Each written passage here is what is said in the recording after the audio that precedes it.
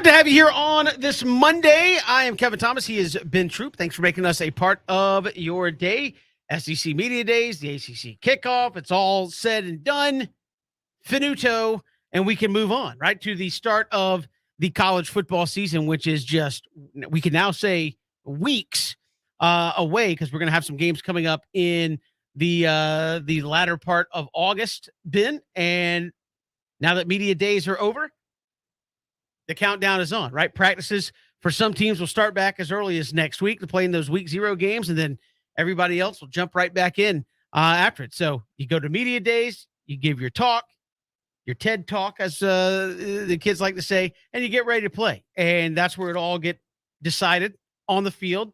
I know the media vote came out, and people are quick to point out, well, the media gets it wrong all the time. Like I think Christian said, the last time the SEC media actually picked the conference championship game or championship correctly was what, like 5-6 years ago? 9 times. So 9 since 92. So basically you're saying we suck at our jobs of predicting who will play. That basically means I'm not getting nobody a 3-piece suit. We're not going to Vegas. You're not sitting in front of me. No, I just in a row. This, though. Christian wasn't here though. But Christian, if you want to know why I'm taking Kevin to Vegas, when we say who gonna win the home run derby, Kevin said Juan Soto. Book it, deal with it. But I would say, but no. So you said Bama has been projected 12 years in a row to win it by the media. Yeah, Captain. Even with that, I feel like you still take your chances. Captain Obvious. Yeah, Captain Obvious came out and said, "I'm going to go with Bama." You think? Okay, even if I'm wrong, I like if I was wrong at the end of the year, I'd be like, I still would have done it again. It's fine. But so we'll get to that coming up, recapping the week that was there in Atlanta, and looking at the SEC as they get ready to actually, play games on the field where it matters. So, Ben, that being said, baseball entering the final, about the final 7 days or so. Up until the trade deadline, it got pushed back a few days into August 2nd, because of the late start to the season. And the Braves, a game and a half out, really putting some pressure on the Mets. Got it down to a half game over the weekend, +7 in the wild card. So right now, again, with a little bit more than 2 months to go, you would say you feel pretty good about it, about your playoff chances. Got to get there, can't have an epic collapse. But if you're Alex Anthopoulos, what are you going to do? You've got Adam Duvall now out for the rest of the year. Ian Anderson hasn't looked great. You have Spencer Strider, who has been over and going to go well over his maximum innings for a single season that he's ever pitched in his career. So you have some moves to make. If you're Alex Anthopoulos, are you looking for a big splash, or are you looking for the Jock Petersons, the Jorge Solers, the Eddie Rosario moves that you were like, I could see it? At the time, everybody's like, okay, that's kind of a piece. It's not going to make me go crazy, but boy, did they pan out in a big, big way. I think you go both, Kevin, if you can, because this is the thing, right? Let's just talk about an anomaly for a second. We need to listen, Jock. You know what I'm saying? I mean, Rosario, Soler. I mean, Kevin. I mean, if you would have even said when they off, oh man, it would be crazy if every last playoff, every last playoff series we get, they just go boom, boom, boom. And that's what happened, right? And look, you'll take it. But it's not as, they didn't give you a lot of confidence based off what they was doing to come to the Braves. They just came to a culture to where, hey man, I'm not the guy over here. I can be one of these guys in a short amount of time. Duvall being out definitely hurt, because you want to kind of sure up anything that get us closer to having Marcell Ozuna be in the lineup scares me to death. Marcell need to stay over there as a DH. I think you need to add, get you a glove. But this the BJ Bennett in me. Kevin, can you have enough pitches? Like, can you have enough? I mean, what you got is good, but I'm talking about playoff baseball. I'm talking about, can you get me 3 outs? Which I think you have certain guys you feel good about. So I think that, look, if you could add you another glove in the outfield, definitely help, because right now the outfield is two of those guys rock solid. You know what you got, but it's like the hitters just know, oh no, we ain't gonna hit it over there to them anyway. You add you a glove, you can always add you another pitcher, only because I think by adding another pitcher, it puts pressure on the guys that's already here to say, look, we ain't guaranteeing that he gonna be on the playoff roster, because let's face it, the Braves are 7 games up. Now Kevin has seen it. I don't think it's gonna be a collapse. you know. But I do think that you can never. This is the thing about any sport. You never have more. You got what you need, but I want to have more than what I need. Because Kevin, sometimes injury happens because of wear and tear. The part of the season you in, that's not the games. Game in, game out. Can you add a glove? I mean, can you add a an outfielder? Can you add another pitcher? Because the thing about the Braves, no matter what people say, Adams Anthopoulos has bargaining chips because people want to play for the Braves. Like if you're not going to be a spring chicken coming over here to the Braves. You're going to be a guy that's got some years on you. People want to have a chance to win the ring. And how many teams can say that? When you start talking about teams that matter in the bigs, that's a very, very short list. So I do think Anthopoulos, he's earned some stripes. And Kevin, now, whatever he does, you go, okay, Jock Peterson's a legend for life. Soler, legend for life. Rosario, legends for life because of what happened last year. I would love for, lightning to strike twice, which we don't think that's going to happen, but I do think you got to add you an outfielder. I do think, and if you can add you another pitcher, Kevin, whether that be, I don't know if it's going to be a starter. Maybe you add you a bullpen piece. But Anthopoulos knows, hey, man, I'm a manager on a team I'm a GM on a team that matters. I got to do something. I don't think it can come and go and we just go, whew, we didn't do anything. No, this fan base is rampant. They want to keep going. And I got to say this. To you people online that's talking trash to Ronald Acuna, you need to find something to do with your life. Like, people get in slumps. I get it. But he's not going to hit a home run every time he's out. But people saying, well, man, maybe we need to trade him. And get who? Stop it. Yeah, I see stuff like that, and people get frustrated over the course of a season. It's like, come on. Ronald Acuna is still a superstar. He is still a year removed from ACL tear, right? And I think there's some of that where the Braves are like, hey, we're trying to guard against him, maybe re-injuring it. Maybe he's trying to guard against re-injuring it when you see some of the ways he's gone about things in the outfield at this stage. And again, I think that's human nature. What made Ronald Acuna so special is you would see him with those magnificent plays in the outfield and strong. And I'm not saying he's not doing that, but I think people are questioning that. And I'm like you, Ben. I've heard everything from, Acuna's pouting because he's looking at Juan Soto turning down $455 million. He's looking at all these guys, Tatis, guys who are of similar ilk, if you will, in terms of ability, in terms of notoriety, in terms of upside for their career. Say, oh man, I'm sitting here and nobody's crying about this, $100 million, right? I got signed a 10-year. You signed it. You didn't have to. I don't think anybody, but I don't know that it's fair to say he's pouting because he wants a $400 million contract. I've been on record of saying the Braves will not let this get to the end. No. If he continues to perform, he will not get to year 10. I don't think he's going to get to year 6 before the Braves go back and say, hey, how about we restructure this thing and pay you a little more commensurate with what you're worth. I think also, depending on what you are there for, are you there for the money? Some people are. Ben, you've talked about this. Hey, there are, in any professional sports clubhouse, locker room, there are guys that are there because they love it, guys that are there for their legacy, and guys that are there for their light bill, right? You got guys that want the cash, they either want the legacy, or they're there because we love it. We see guys hanging on and go, why is that guy playing 16, 17 years? He's washed up because he loves it. He wants to play, and he can still do it at a high level. Then you got the legacy guys, your Kobe's, your Tom Brady's, who are like, look, I know I'm good, and I'm going to leave a mark. That's why I'm playing. And then obviously you got a lot of guys who are like, I'm here for the paycheck.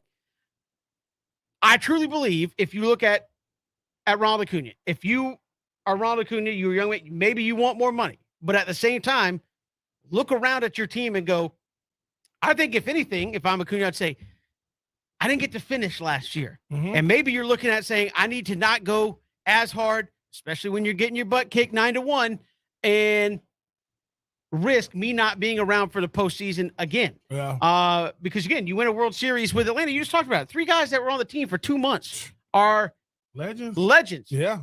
Yeah. And they're guys that were just basically rental players. Yeah. Ronald Acuna is a guy that you expect to be here for 10, 12 years. Yeah. If I can win a World Series, get to multiple postseasons, perform at a high level, I could be a legendary player. And that comes with the dollars usually in today's world. Yeah. When you're able to do that. Plus, as we've seen all around sports, take the high dollar contract doesn't mean you're going to be on a team that's good. Oh, yeah. Right? So I think you look around and say, I'm playing with a young Austin Riley. I'm playing with a young Ozzie, Michael Harris. Matt Olson's in here on an 8-year deal to play.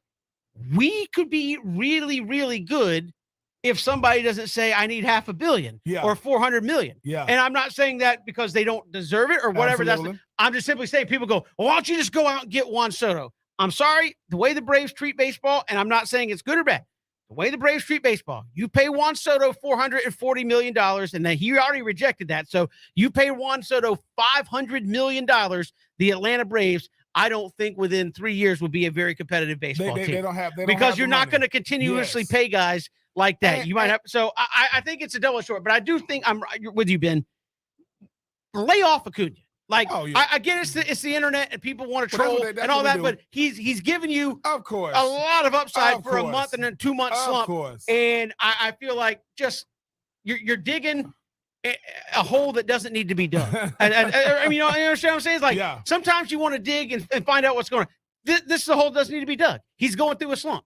He is still a great player. He is still elite. He still has great upside. And yes, he's coming off an injury. If there was something more to it, Ben, would you hear Brian Snicker kind of getting irked at the questions post game about Ronald Acuna when they're saying, hey, did you kind of think about it? He goes, what are you talking about?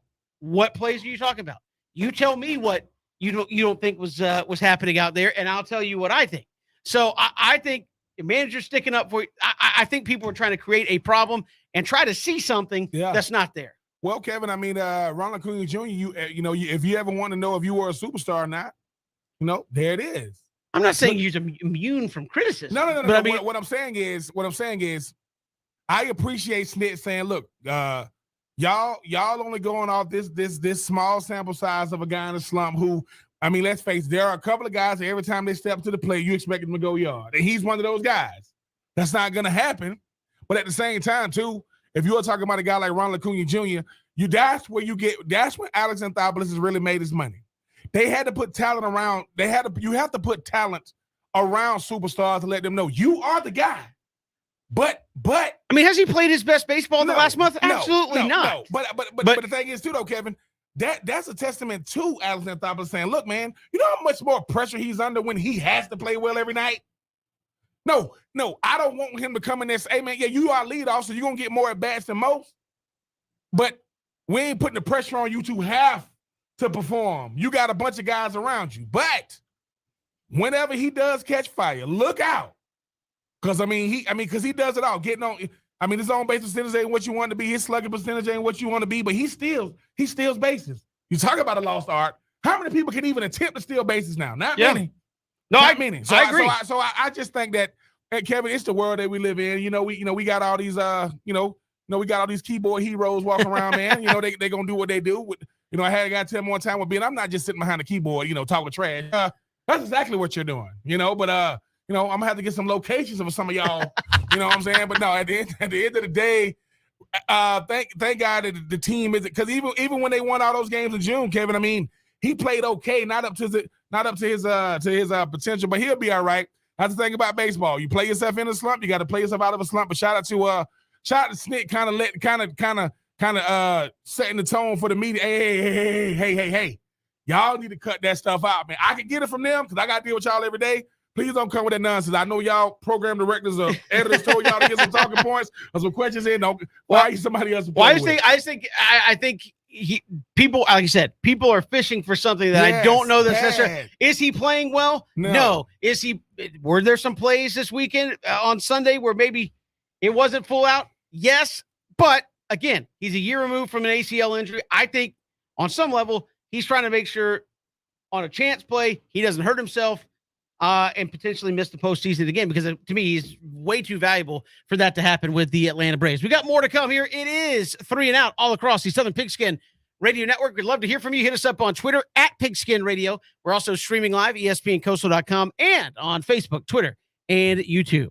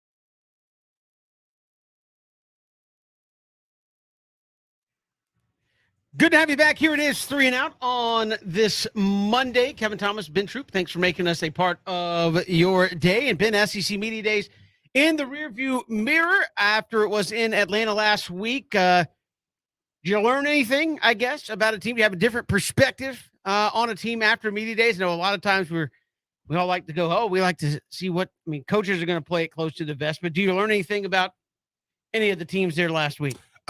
Tennessee, Josh Heupel, obviously Kevin coming off a very, very successful, first season. I like the way he handled himself because let's face it, when we know who the two top dogs are, sure, no pun intended. The way he went, I'm always intrigued when coaches are very, very, very eager to go to Radio Row. Now that's coming in the year 2. We'll see if year 4 or 5, but I like the way he was very, very energetic and enthusiastic. He was asked a question, and one of the radio stations he sat down with, who would you go with? You got a 2-minute drill. You need one score. Do you go with a young Josh Heupel, a Heisman Trophy winner Josh Heupel? Would you go with a Hendon Hooker? He said, I would go with Hendon Hooker. They say, why? He goes, better coaching. I like a guy that got, listen, I was impressed with Brian Kelly because let's face it, Brian Kelly, I didn't know who he was going to be standing up there. He sounded like himself, sounded like Notre Dame Brian Kelly, sounded like, from Massachusetts up north Brian Kelly. But then, you got Coach Clark Lee. This is the thing about Vanderbilt. What do you want him to say? Like, what can he say?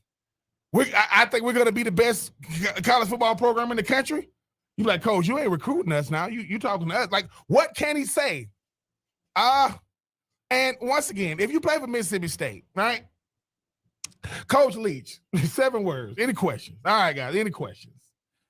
But Kevin, I think the team that's probably the most intriguing team that I learned about, in a sense, it's Kentucky.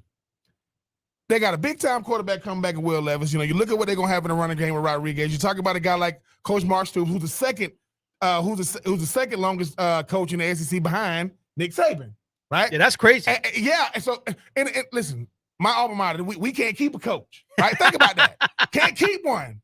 Look at the and I think the one thing about Coach Mark Stoops is, I saw on Christian Gokel sat down with Peter Burns, and Peter Burns said, "Look, I got pulled to the side by Mark Stoops saying, look, man, I don't like it when I tell y'all stuff like we good and y'all don't chuckle when other teams y'all think good. Even if you don't think I'm gonna be good, lie to me."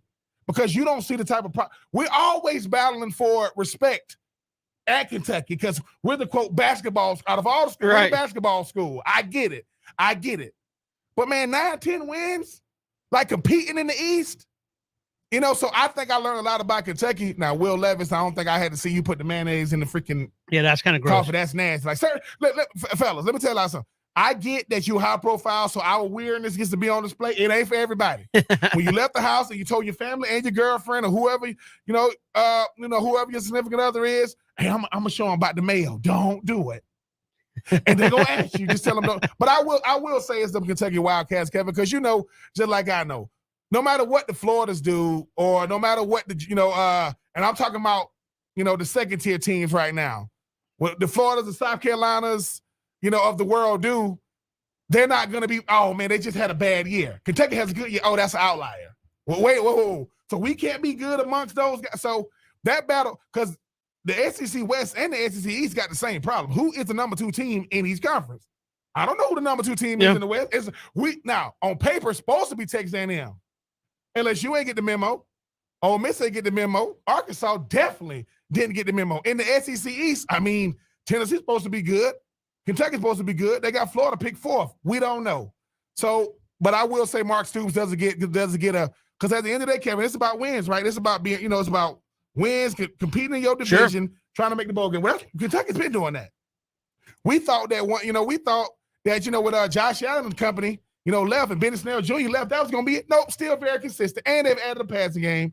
So I would go to Kentucky Wildcats, but I will say the smartest move of the weekend, of the entire SEC Media Days might have been Coach Shane Beamer. I'm not banging Spencer Rattler anywhere near y'all. because when you got guys like, Drew DeArmond up there, he gonna get his question in. That's right. And sometimes, Kevin, as a coach, you have to protect your players. Look, he's coming from Oklahoma. We know he's high profile. He's all on Netflix, QB1, all kind of stuff. Nope. If y'all want to talk to him, Come to Columbia. I got to protect them from you. No, I thought that was an interesting move by him as well. Ben, I kind of thought, it was interesting. Obviously, the SEC, people put out there as the best conference. I think winning the national championship, 3 different teams in 3 years now. Nobody else can say that. I think the Big Ten, it's really been Ohio State leading the way. Michigan came through last year and got beat in the playoffs, but at least you're getting a little different flavor there from the Big Ten. But I wonder, Ben, when you look at it and say, hey, we are the best conference, the media, the people who are paid to watch you and cover you, overwhelmingly picked 2 teams. Like, it wasn't even close. Mm-hmm. Like, in the East, I think Georgia got all but like 5 votes. Somebody even threw one at Vanderbilt, or 9. They got all but 9. And you're going, somebody, you lost a bet to vote for Vanderbilt. And in the West, it was even more so. Alabama got all but like 4 votes to win it. Can you be the best conference and be that lopsided? Right? Like, if you're the best conference, should you have 2 teams that are that clear of a favorite? Like, we've been to SEC media days. We're like, hey, they like Georgia in the East, but Florida got 10 less votes, and Tennessee got, 15 or 20. The West, hey, they like Alabama, but Auburn's right there, and LSU, they kind of split. This is like 95% of the vote went to 2 teams. Yeah. And then for Alabama to win it, it was clear cut. Like, Georgia got 19. Somebody got a few more to win it. And again, somebody voted for Vanderbilt, I think, because they wanted to stick out. Can you be the best conference if it's so overwhelmingly in favor of those 2 teams? And I guess the follow-up is, how good do you think the middle is? Because I think that's I'm not saying this to say I think they're bad. I'm saying just, but you are overwhelmingly favored 2 teams to meet and win for and play for it. How good's the rest of it? How good's that middle of the conference? Well, to answer your first question, yes, I do think you can, because, Kevin, it's a reflection of where we are. Could you imagine if Florida and Tennessee are getting a bunch of votes? Then we're going to be like, well, I'm not saying that. I'm saying, but like, should you be in a spot where you can mix around? It's not overwhelmingly, hey, these 2 teams are it, and everybody else is just kind of fodder here. Yeah, because the thing is, too, I think sometimes, right, look at who they're saying that to. They're saying that to these fan bases. Because if we are looking at these teams objectively, like, we're not, yes, you got your favorites, but you're looking at it for what it is. And you're saying, look, I will be, okay, what do Georgia, now Texas A&M they up there for recruiting, but I also lost to Mississippi State. So people are like, well, dude, we don't really know what we get with Texas. Who's been the most consistent? Florida. I'm sorry. You got Georgia. You got Alabama. So it's just a reflection. Plus, the last time a team not named LSU won, LSU won in the West, it was Alabama. They beat Georgia. When Georgia finally won it, they beat Alabama. So they're just looking at where they are. Kirby Smart, Nick Saban, $100 million coaches. Boom. As far as how good is the second tier, I think they're really good. Because this is what I look at second tier. I'm looking at second tier based off other second tiers in other, like the Big Ten or the ACC. Because that's what we really do with conference. When you know how you do conference, okay, if Vanderbilt was in, that's what we do. When you start saying, who the second tier? Texas A&M. Let's think about this, Kevin. Take Georgia and Alabama out for a second. All right, they took a year off. Whatever. Somebody saying Texas A&M, LSU, Auburn, Ole Miss, Arkansas, Florida, Tennessee, South Carolina, Kentucky. Then you start doing this. Michigan State, Penn State. All right, but you start going Iowa. You start going, like, I think the second tier is, that's what you start saying, all right, second tier is in other conferences. I do think they're going to be good. I know that none of them are going to have, I think you're going to need one of those second tier teams to get to 9 wins, because the SEC doesn't have a perception problem like other conferences do. Like when Clemson don't win the ACC, what's going on with the ACC? Because they say, well, Clemson's supposed to be at the top. When, I don't know, Oregon doesn't win the Pac-12 because SC ain't, we'll see what's going to happen with Lincoln Riley. They're going to say, what's going on with the Pac-12? No, the SEC is like the NCAA tournament. The best team's going to rise to the top. You don't have to worry about that. That second tier, I don't know. It's almost like, and because they don't, Florida plays Texas A&M this year. We'll see. LSU, they're going to have to, they come out the gate with Florida State. So all these early tests, but Kevin, I do think the second tier teams are really, really good. And, 8-4 used to be something decent. Now, are they all right? I'm like, so we'll see what happens. But I do think the second tier is pretty good. Yeah. And again, I will agree. I understand the point. Hey, when we line up against other conferences, our middle beats your middle almost every time. Like, I get it. I get it. High win percentage. Like in a sense, NC State in the ACC, it's like Texas A&M. Like They're good enough to beat anybody. They can beat anybody, and they'll lose to a team, and you go, what? So every team has a comparable team, right? Like, I hate to do it, but Florida in the SEC, Florida's in the ACC, it's Miami. Dude, all y'all not doing right now is winning. Y'all getting the resources, the coaches, all not winning, right? And that's what it is, No, I don't BJ. He'll be back here soon, and I ain't even finna start doing comparisons. That's what he loves. He's like, I can just see him saying, "You think Miami? Is that what I said?" Yeah, but but second tier, Kevin, because it's the thing, right? Every brand, no matter what brand you wear, every brand doesn't have. Like people go, I mean, you wear this brand, yeah? Do you wear everything this brand makes? No, I don't wear everything they make, but for what I like, they got it, right? The thing about the SEC, it's everything you want. You got the top dogs.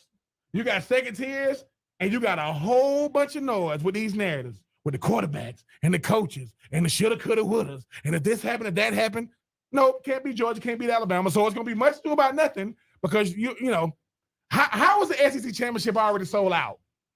Because the two teams already know who's going to be. It's sold out. What? Wait a minute. What if what? Well, what if this team go? What team? I mean, Texas A&M not happening. Texas A&M wasn't going to Big 12 championships when they were in that. They finna start with the SEC. Think about that, Kevin. I remember that. The SEC championship already sold out. Yeah, but they're supposed to wait, too. That's crazy. That's crazy. Yeah, it's a lot of Georgia and Bama fans going ahead. A lot of Georgian fans going ahead and buying their tickets for that thing when it's all said and done. We got more to come here. It is 3 and Out. 912-342-7184. I'd love to hear from you on this Monday.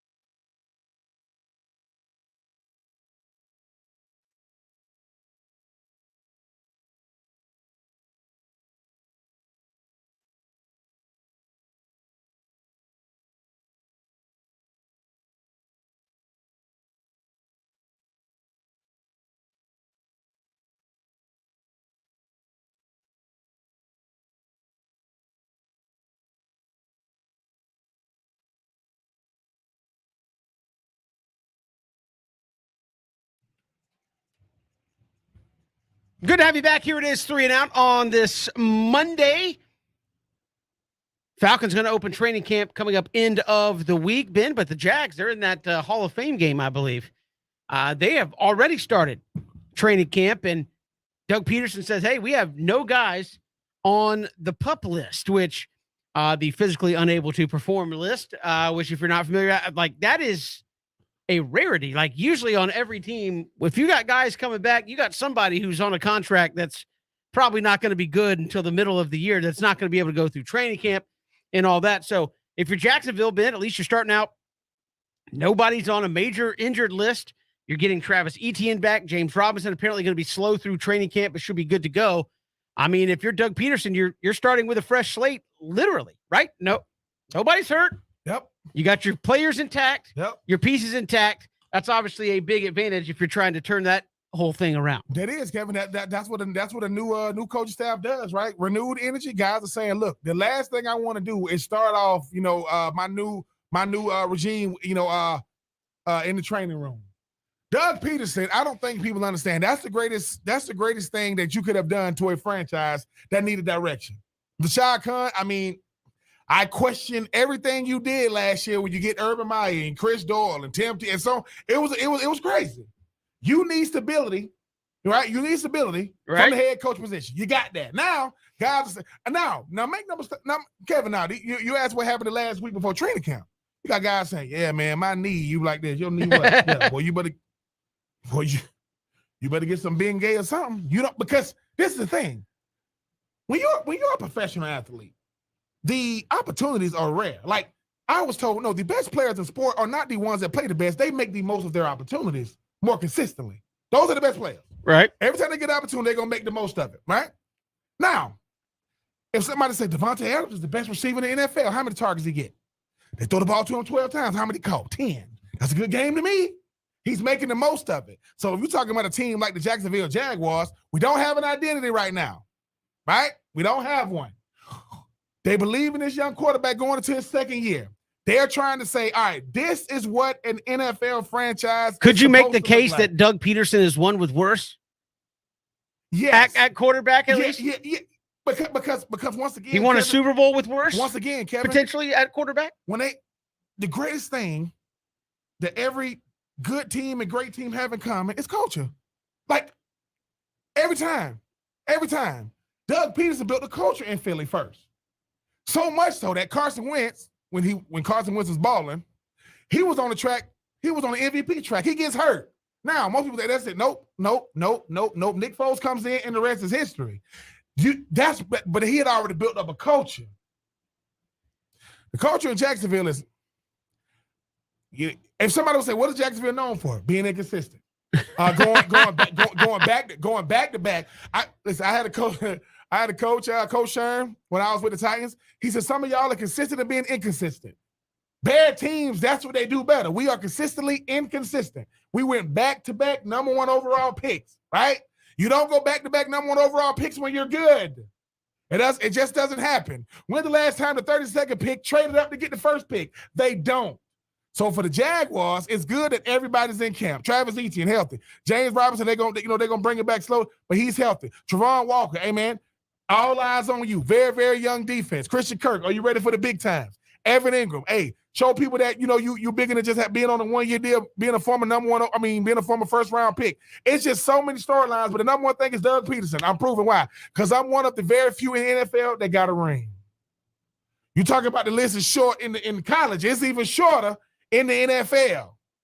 I mean, Bill Belichick just stopped winning rings as of recently, right? So I think that what the Jaguars got to tell themselves is, look, man, yeah, it doesn't matter what you've done.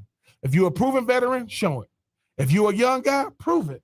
That you earn some snaps. Because Kevin, you know, just like I know, you go back-to-back #1 overall picks. It's gonna be rough. It's going to be rough, but you got a bunch of guys 22, 23 that's already veterans. I mean, Travis Etienne going into it, this really his rookie, even though his second year, he don't know how to wear and tear. I know he's fast. I get that part. But just like a lot of teams, Christian Kirk, everybody like, oh, look at that contract. Never been a headliner.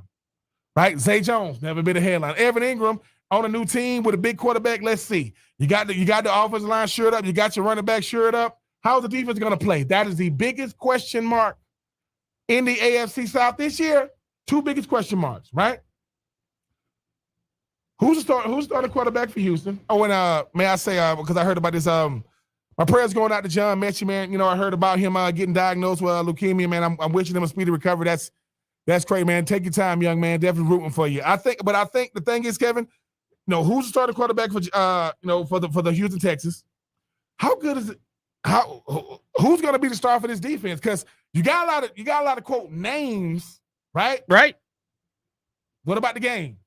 I like that Javon Walker was with Robert Mathis trying to learn this, that, and the third. But Kevin, you know, just like I know, you go number one overall. They think out of all the prospects, you was the best one. You had 6.5 sacks at Georgia on the national championship team. No All-American teams, no SEC teams, no award lists, no college football awards. Now you number one overall pick. Young man, get ready for the big times because Taylor LeWan and company for the Titans and all these left tackles, they coming for him because they're like, hey, man, he's the number one overall pick. Hey, man, they're going to be trying to go out there and, show the young man up, man. But that's why we play the game. Yeah, look, I think Jacksonville's an interesting team because they're in a division where nobody really scares you right now, right? I mean, if your Titans lose number 22, what are they left with? A good defense and a team that can't score. Yeah. Indianapolis. Whew. You got Matt Ryan. Yeah, good defense, too. They have a good defense. Matt Ryan goes down. Where you're at. They may be the best team in the division. I hate to give the Colts any love, but I mean, Jonathan Taylor, Matty Ice, Michael Pittman, Darius Leonard, those guys. Look, at the end of the day, the Colts like one thing, right? They like older quarterbacks. Matt Hasselbeck was out there, and when he was out there, they won't, now they got Matty Ice. They like guys like Matt. Phillip Rivers made a stop there. Phillip Rivers went to the playoffs. They went so in the last week, they went for Phillip Rivers, Carson Wentz, Matt Ryan. So if you were an Asian superstar at quarterback, your first name is Matt, you got a shot to play for the Colts. But no, I will say this is the NFC South and the AFC South are very, very similar, right? You got really, really good talent, and you got, hey, man, I don't want to be a bottom feeder, right? That's kind of how both of these, the difference is teams like, the Bucks and the Saints and the Falcons and the Panthers, they are part of the NFL fabric, not the Texans.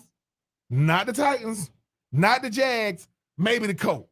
So we'll see. But I think if you are Jacksonville, having everybody full participation in training camp is what you want to see. Because, Kevin, there are a lot of guys around the league, agent superstars who coming off big years and big contracts who are on the PUP list. That is not a good sign for those guys. And I guess everybody's talking about Travis Etienne. How good do you think he's going to be? Because as you said, he's basically a rookie. Yeah. You've been rehabbing. I think it was his dad. Sat in on the media press conference and got a question to Trevor Lawrence like, hey, how excited are you to have Travis Etienne back?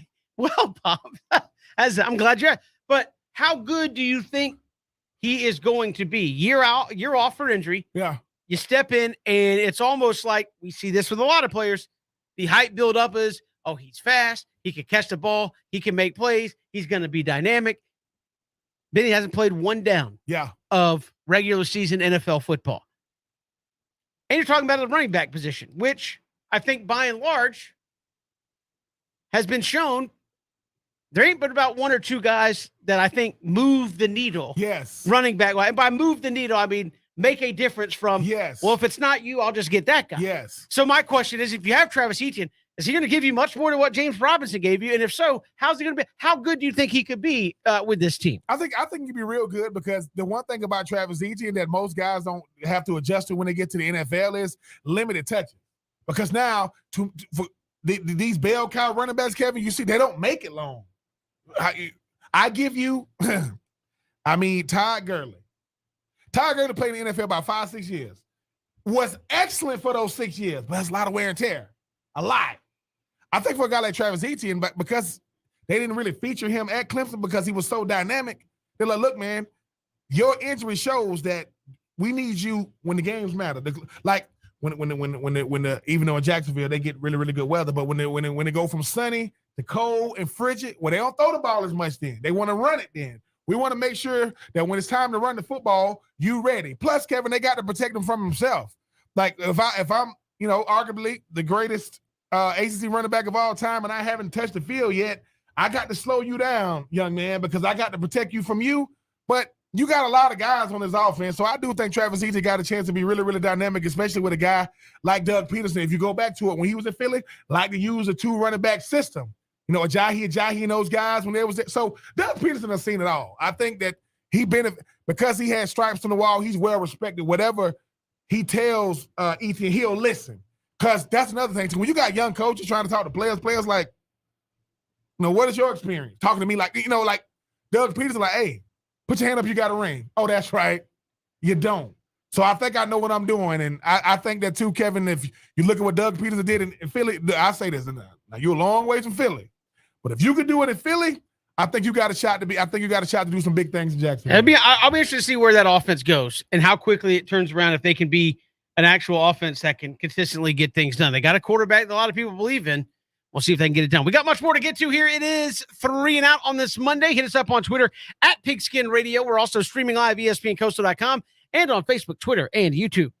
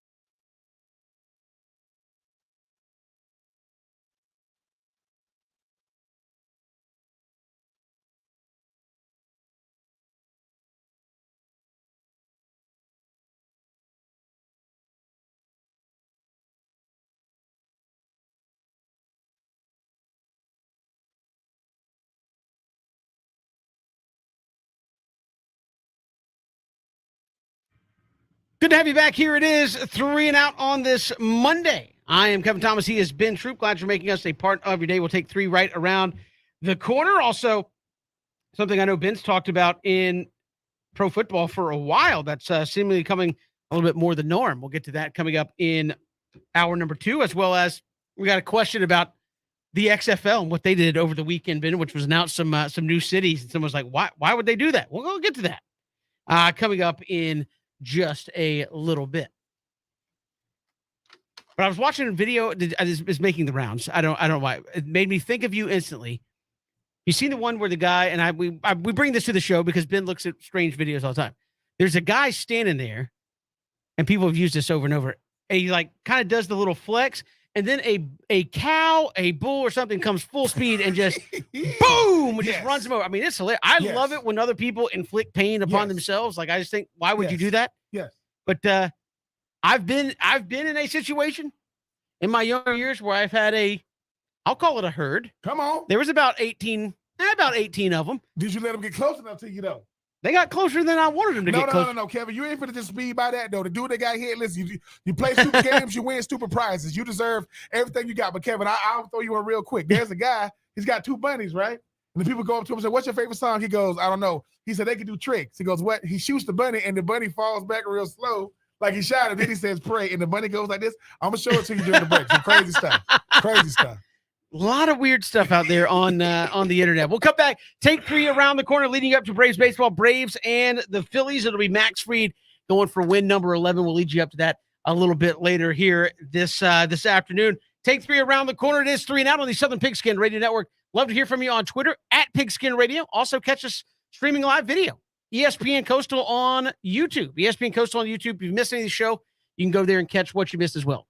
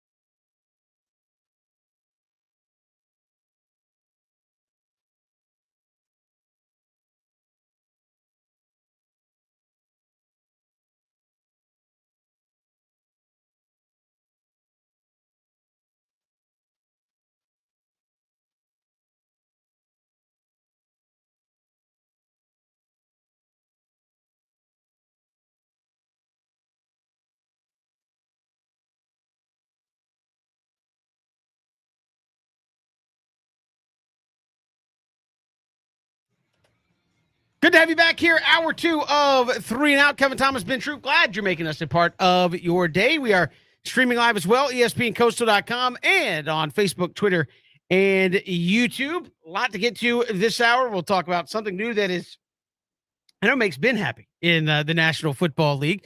We'll get to that. Also, the XFL. Got a question about that. We'll get to that coming up in just a little bit. But Ben, it's 4 o'clock. Let's take 3 here on 3 and Out. All right, take 1, Ben. Falcons training camp opens up on Friday. Who will be the most talked about guy on Friday in Flowery Branch when training camp opens up? It better be Drake. It better be Mr. Drake London. I mean, Kevin, you know what's crazy? We get to talking about how the receiving core is going to look, how the defensive line going to look, who's going to help out A.J. Terrell, who's going to help out Grady Jarrett. Mr. Drake London, you were the top 10 pick, sir. You went the first receiver off the board, and you were the only receiver that did not run a 40. And every time we saw you, you was not running away from people. You was winning the 50-50 ball. So for me, it better be Drake London, because, Kevin, you're going to need him to look like a number one, play like a number one, because of guys like Justin Jefferson and Chase, Jamar Chase are coming to Kevin. They coming straight out of college, straight into the big leagues, being number one. He's 6'4". I don't know how fast he is. We know he can jump. We know he got a long stride. Can he get open consistently? For my money, I want a Mr. Drake London, because this time last year, Kevin, you know what everybody was talking about? They were talking about Kyle Pitts, how good he looked. Now, no one said he would get in the end zone. D'Orlando, when I catch you, I'm going to say D'Orlando. I don't want to hear nothing. No. But for my money, I think it has to be Drake London. Yeah, I want to say Drake London, but I feel like it's going to be Marcus Mariota, because I think it's going to be Mariota, because people want to know, look, can you win with this guy? And I don't mean, when I say win, Ben, I obviously am keeping that in perspective. Like, not going to win the Super Bowl, but can you win with this guy? Because I think, honestly, you're the Atlanta Falcons, you're Terry Fontenot, if you're Arthur Smith, you don't want to be picking in the top 10 next year. No. Right? That's not saying your roster doesn't have promise, but I think you're seeing it proven over and over again where people say, well, if you're not going to win, just tank and get a good draft pick. Well, talk to the Cleveland Browns. They've been good like 1 year from doing that. Talk to the Detroit Lions. They've had a lot of top 5 picks. Where are they at? Talk to the Jacksonville Jaguars. Back-to-back number ones. Their GM and the coach is coming out saying, we are not picking number 1 again. And I think it's about fixing. Number 2? I'm just saying. That's not number 1. It's not a lie. But you're talking about fixing a culture, and I don't mean a culture of what I want. You're fixing the culture of we give up when things get tough. Yes. Why? Because we'd rather have a draft pick than try to win. Yes. I think if you're the Falcons, you have a franchise that is built on mediocrity. And I don't mean that as a criticism of Arthur Blank, Terry Fontenot, but again, before Matt Ryan showed up, and you had Mike Vick, and you've been, I was saying, there. you have been around since the 70s, and before Matt Ryan showed up, you had never had back-to-back winning seasons. Now with Michael Vick, you had a winning season and a 500 season, but you've never had back-to-back years where you won more than you lost. And now towards the end of the Matt Ryan years, you kind of started going the other direction. So by and large, your franchise was in the golden era there with Matt Ryan, trying not to go back to that mediocrity era. Yes. How do you do that? Well, you try to win 6-7 games again this year and continue forward. So I think it's Marcus Mariota, and can you win? Yeah. And by win, I mean the thing about Marcus Mariota, team. Kevin, though, they can't touch him. See what I'm saying? Like, now you can't touch a quarterback during the year. So throws that probably would have been sacks, definitely would have been sacks in the game, they're going to still let him go through his progression. But I will say this. If it's not Drake London, Lorenzo Carter, sure, because somebody gonna have to get to the QB and get to him in a hurry, because Ebigiti and those guys, they are rookies. Marlon Davidson, you better do something. Just saying. The clock is ticking. It is. As you said, on their career. Ben, move along. Take 2. As a former grizzled NFL veteran, what is the best thing, or even college football? Let's look at it from that perspective. What is the best thing about fall practice, and what is the worst thing about fall practice from a player's perspective? I will go with college first. The thing about fall practice, if you are talking about in college, now I get to show these coaches I'm ready for the big times. Like, the hardest thing to do for this is how you know I've been around football way too long, man. The only reason you're ever gonna, and Kevin, when I say that you're gonna, that is true. The only way you're gonna play in any level of football is trust from a coach, though. If the coach don't trust you, you're not playing. I don't care how good you are, you're not playing. In the NFL, right? Hey, we paying you too much money for you. Where is our return on investment at? Like, what's up? So if you are in colleges, I want to build that trust. And are you ready to be a professional? Listen, getting drafted makes me a pro. That don't make me a professional. Professionals are, I show up in shape. I show up ready and eager to go out there and get better every single day. I'm not complaining, and I'm consistently making plays. College is one of those things to where, Kevin, you can sometimes the fall in colleges, it's just finding a role for yourself. Because 85 guys, college is the only place that has the first, second, third, and fourth team, offense and defense. The farther you are away from 1 and 2, the less likely you're going to play. So when you start saying, hey, man, they got starting receivers on, they the gunners on punt, dude. It's like I'm trying to make it so that I become a better teammate when I'm in college, finding a niche for myself to just get on the field. And if I'm in the NFL, it's, hey, how can I get close to being on that dress squad on game day and actually starting either on special teams or on offensive defense? Because if I don't start on offensive defense, but I start on special teams, I'm guaranteed to dress. I didn't know these things my first year. I'm like, what do you mean? Oh yeah, bro. If you ain't started on special teams and you ain't a true backup, you sitting. But that's a backup fullback. He started on special teams. And if one of the tight ends go out, he gonna do what y'all do. What? Hey, it ain't gonna be pretty, but he gonna stick his hand in the dirt. He gonna try to go, take it, go on a double block with that defensive end up to that linebacker. So college, finding a niche, NFL, hey, just learning how to be more of a player that when the coaches go to the staff meeting room and your name comes up, you don't hear this. Being true. Oh my God. Where you want me to start, coach? Because what they'll do, they'll say, okay, he ain't playing well at all. What about special teams? I'm trying to get him off. So I'm just saying it gets rough. Because Kevin, once again, you're a coach. It doesn't change.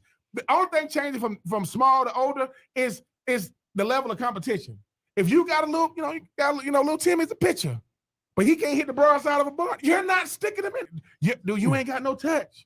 But coach, I watch you every day, Timmy. And I love you, but I'm not.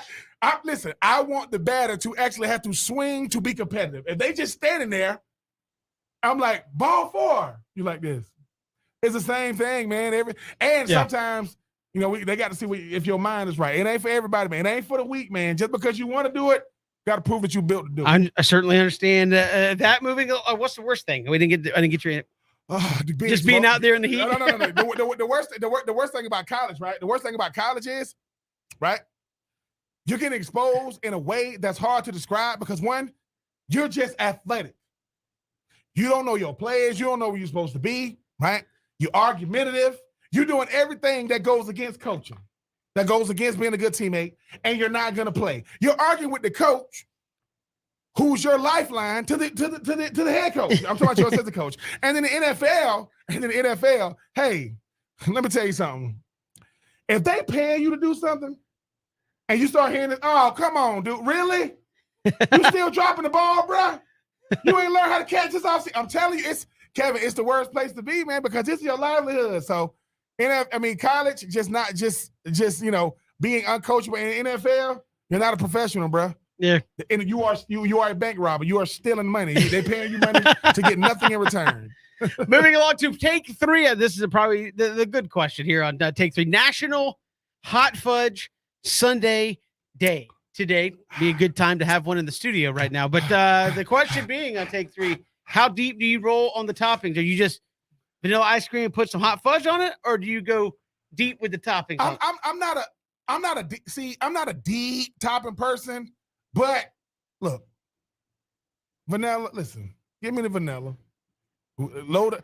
I'm going to say this too. Whipped cream needs help. Whipped cream by itself, nope, it needs help. Bad. But you'll put it on a Sunday? I will put it on a Sunday. And this is the thing, Kevin, I think Sundays ain't nothing but a name of fudge overload. You can't, because I want to, listen, give me a little fudge on top of my vanilla. Then when you get my whipped cream, Give me some fudge. Now, when it comes to the nuts, I will take some peanuts. I don't really want no pecans and no cat. Give me some nuts on the top. But then give me a little more fudge. I don't like it when the person say, you know how a person say, hey, man, just tell me when. Yeah. And they kind of go like this. I ain't say when, bro. Keep going. Like, you like just like you know, but no, I think because it's the thing, Kevin. Out of all the quote desserts or sweets we eat, Sundays are the least. Like you don't eat Sundays that much. True. So if you're gonna do it, Hey man, I ain't ate a Sunday in years. I'm due for one. So I would say I'm not big. Like you're gonna see, I'm not a cherry person. You know, people that go out crazy with it. I don't. My daughter loves cherries. I'm not a cherry person. So, you know, lot of fudge, maybe some nuts, and whipped cream. I'm good. What about you, Kevin? Are you loading up on the top? No, I probably haven't had a hot fudge sundae in a good long while, but I'd be pretty much with the straight vanilla, straight fudge. Just go after it. I'm not big on peanuts and pecans and stuff in my ice cream. Yeah, I'm not good on pecans on nothing. I eat pecans by itself. Don't put it on my. If I catch you putting pecans on my ice cream, it's gonna be a problem, bro. So it is. So today, hot fudge sundae day. Go enjoy it. Not to categorize it, but hot fudge sundaes are more of a kid thing. Like kids love Sundays. They do, So I mean, but it ain't nothing. Listen, ain't that nothing is wrong that with is that. true. That is true. Kids are more about it. It's like we're gonna go get Sunday. Yay! You know what it is. And then, you think we bad? Kids are rough. Kids want anything they see. Hey, give me a lot of the little bit of ice cream, a lot of whipped cream, a lot of fudge. That's true. The last few times I've been with a kid, not even necessarily my own, but been around kids, like you go to the ice cream shop and they get to pick the toppings. You like look in that bowl and you go, what in the world did you put in there? Yeah, I took my niece and nephews and my kids. I got gummy bears and nerds. No, I took my kids. So like, you know how they got the yogurt places that you can just make that's what I'm saying. My nephew, they give you a big old cup. So in his mind, you got to fill it up. I said, boy, they're going to weigh that. And mind you, this thing is coming out of... Now, listen. So I look at him and go, look at your cousins and look at you. What do you notice? He goes, listen. This is what he said. I said, what do you notice? He goes, they ain't built like me. No, you got too much, bro. This thing is... When the lady looked at me, she's like, it's okay. I'm like this, $20. You better eat it all. I'm just saying, man. Spoken like a true adult. You better eat all that.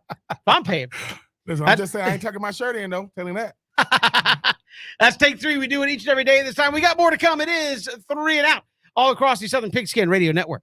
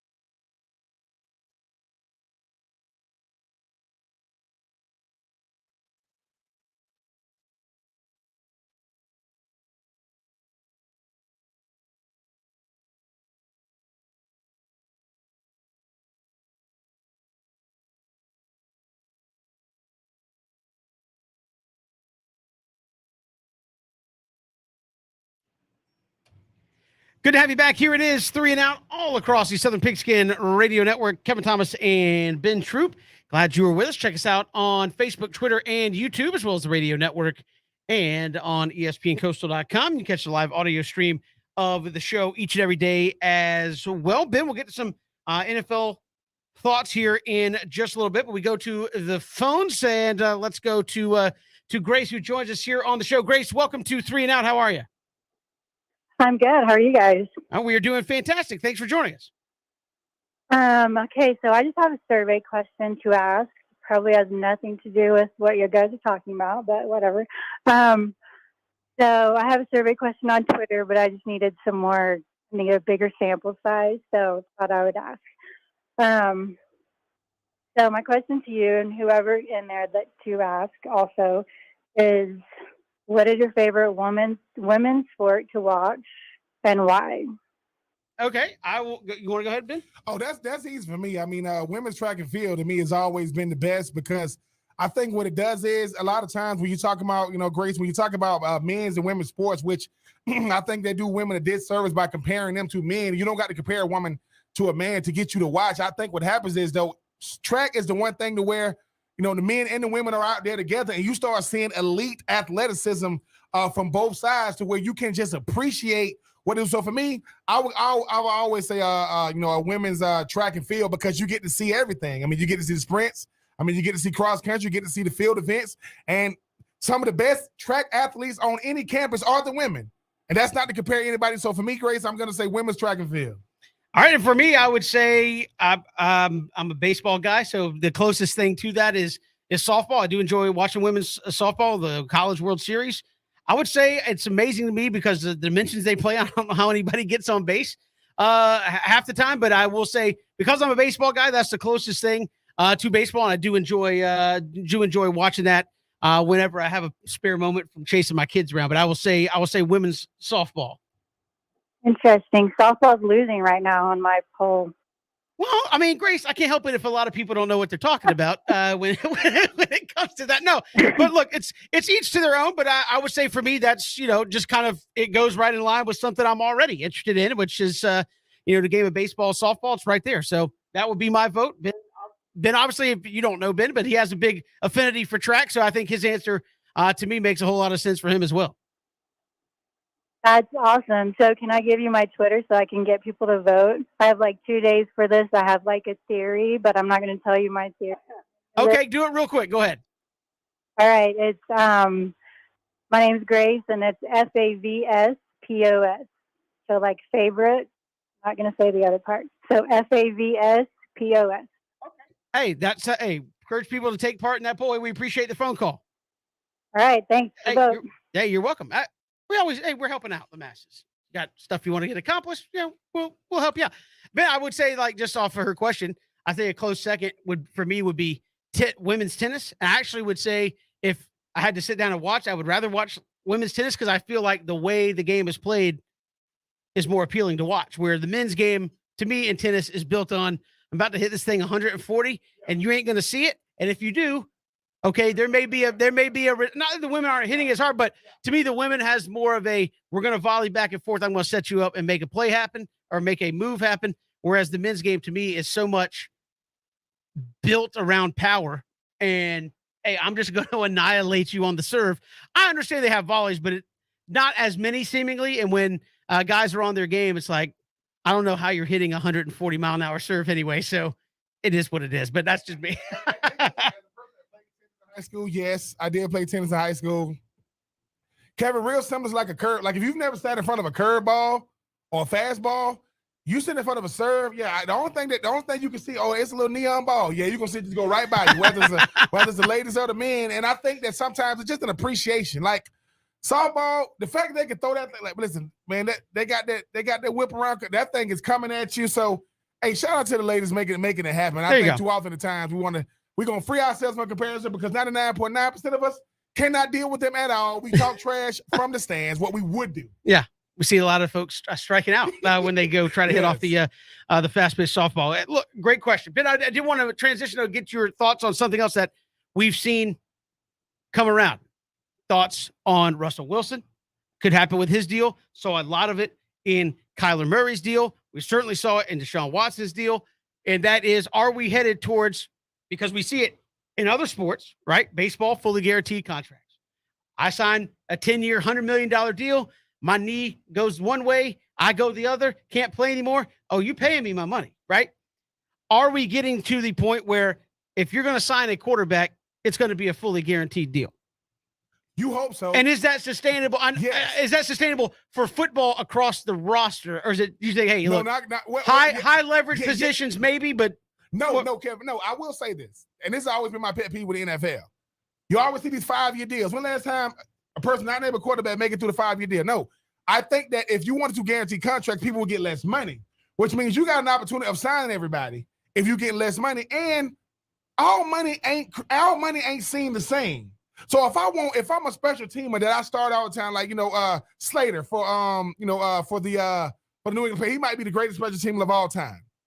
If he says I want a 3-year, $10 million deal, fully guaranteed, that's give it to him. Because look, quarterbacks are in a different stratosphere. We ain't even talking about them. Give them what, but they seem to be the ones now where it's like if you sign a quarterback. Kirk Cousins should have been the barometer for most quarterbacks, because I think since Kirk Cousins went he went rookie deal, second year, third year, like minimum. Then he started doing franchise tags because they drafted him the same time they drafted RG3. So he went franchise tag. Then I think he went out there to Minnesota and been playing for guaranteed money since then. You think Kirk Cousins? I don't care. Hey man, you only signed a 3-year, $80 million, fully guaranteed. Then I think he signed like a 2-year, $50 million fully, and I think now he's on a 1-year deal. It makes sense, Kevin. Like, think about this. If they say, Ben, you only signed for 40, I'm getting all 40. Get out my business. I think what it is with these players is they've gotten so used to how it goes. They get caught up in those contracts are crazy. But I've heard you say that since you've been with us on the show, you have said, look, people get caught up in the total number. Yeah. And this has been your take since I've known you. People look at the big number.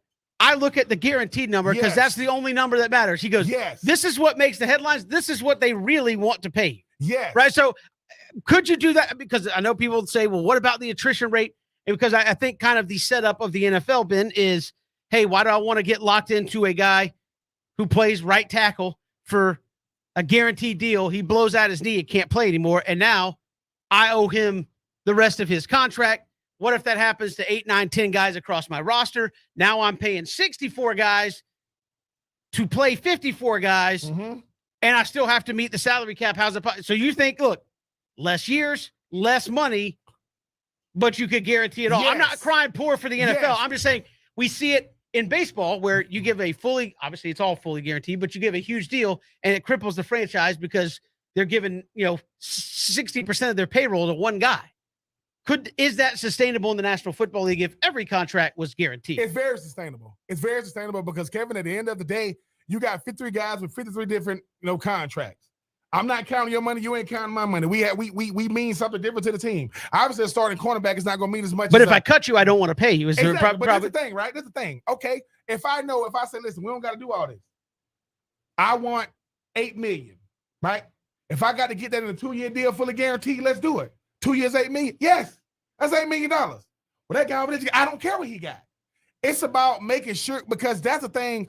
Players never, ever understand the contract negotiations. Like, dude, you've been in the league too long. Let's understand it. Because at the end of the day, Kevin, Kevin Thomas, you are, starting fullback / starting on all special teams, right? Well, you got different contributions. So if you go, what is a starting special team worth? Just like you got, a standard when it comes to the quarterback and what may have you. If they say, Kevin, man, we're gonna give you, 3 years, $10 million. $10 million what? Fully guaranteed. But what a pen at? See, I think we get caught too much up in nonsensical type things. No, people want their money, and how we get to it. 5-year deals matter to people who are gonna be there for 5 years. Okay, Jalen Ramsey signed a 5-year extension. When it comes time for him to get the back end, watch you start hearing restructuring. They don't want to give that to these players. They kind of want you to be satisfied with the upfront money 3 years in, and they want to renegotiate. Because at the end of the day, Kevin, I'm giving you money to get a return on investment. If we ain't winning Super Bowls, and Hayward won't do that. So I just think that yes, you can do it, but unfortunately that makes too much sense. So it ain't gonna happen. Look, I saw that and they said, hey, maybe Russell Wilson's getting renegotiated into a fully guaranteed deal or a lot more guaranteed money. I'm like, that seems to be the way it's going, at least with quarterbacks. I would imagine left tackles are going to be next. If you play one of those premier high profile positions, defensive end, and you get up to, you lead the league in sacks, you're going to ask for some guaranteed, big chunk of it guaranteed to come your way. I know people want the return on the investment. The beauty, I guess, for the owners and GMs is, hey, we gave you a lot of money. You're not performing. That's it. You're done. We can cut you, and you only get what you got, and that's the end of it. Seems like the NFL working towards more and more contracts being guaranteed across the board. We'll come back. We got more to come. It is 3 and Out. Hit us up on Twitter at Pigskin Radio. We're streaming live as well. ESPNCoastal.com.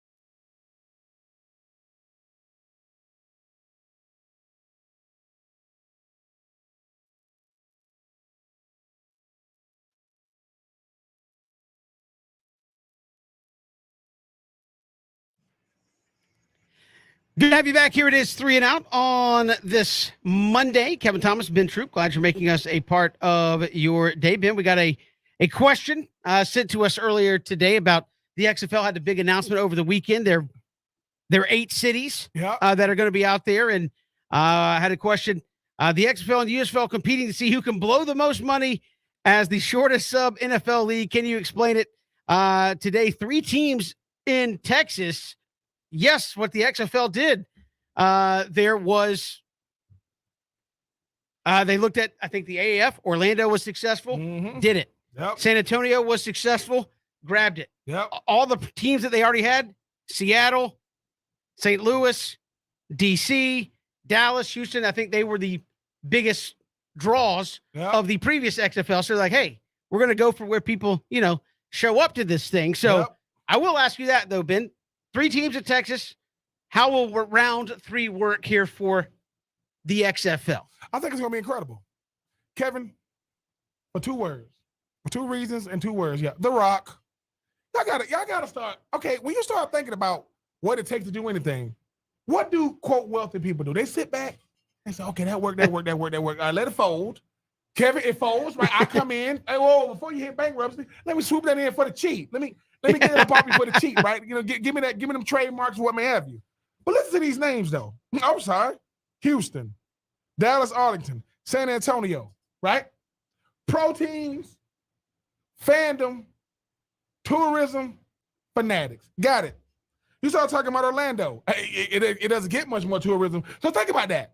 You just happen to be in Orlando. Hey, man, what's going on today, man? It's a football game going on. Go on to the stadium, right? St. Louis. Then had a sports, and then obviously got sports, and then no football there anymore. And they were one of the biggest draws in the last iteration of the DC. Good God, DC needs anything to feel good about these days. Ben actually said he would bet on the DC team over the Commanders. Yeah, the fact that one team can come up with a name, and the other team just got a name. And I'm still dealing with the Commanders. And Seattle, right? Seattle is one of those destinations, Kevin, to where nestled way, in the Northwest. I think what The Rock has done is he's taking cities that are dying for anything, because if you've ever been to Dallas, all right, you ain't competing, you're competing in the spring. So all I'm competing with is, media days, pro days, and the draft. And The Rock knows everything is bigger in Texas. You want to give San Antonio finally got a sports team in football. And people say, why is that significant? When the then Oakland Raiders would decide where they were going to go, San Antonio was their destination spot. They end up in Vegas. So I give The Rock and Ms. Garcia a lot of credit. They did their homework. They saying, hey, okay, Kevin, if you got a restaurant, where would you rather have your restaurant? In a town that has, I don't know, 50,000 people or millions of people? Give me what the millions are, because that means I got a better chance of watching this thing. So The Rock ain't crazy, man. The Rock goes, look, I don't got to be the best actor yet, but you coming to watch my movies, though, right? What do The Rock do? I'm a superhero, right? I'm a talking dog, right? I'm gonna do anything, really. I'm Maui. The Rock has understood that his name is so big that you're at least gonna take notice of what he does.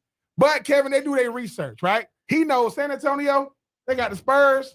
Now they got an XFL team. Dallas, okay, they got the Mavs, right? Obviously, I think they're calling it Arlington, but I mean, come on. And obviously Houston.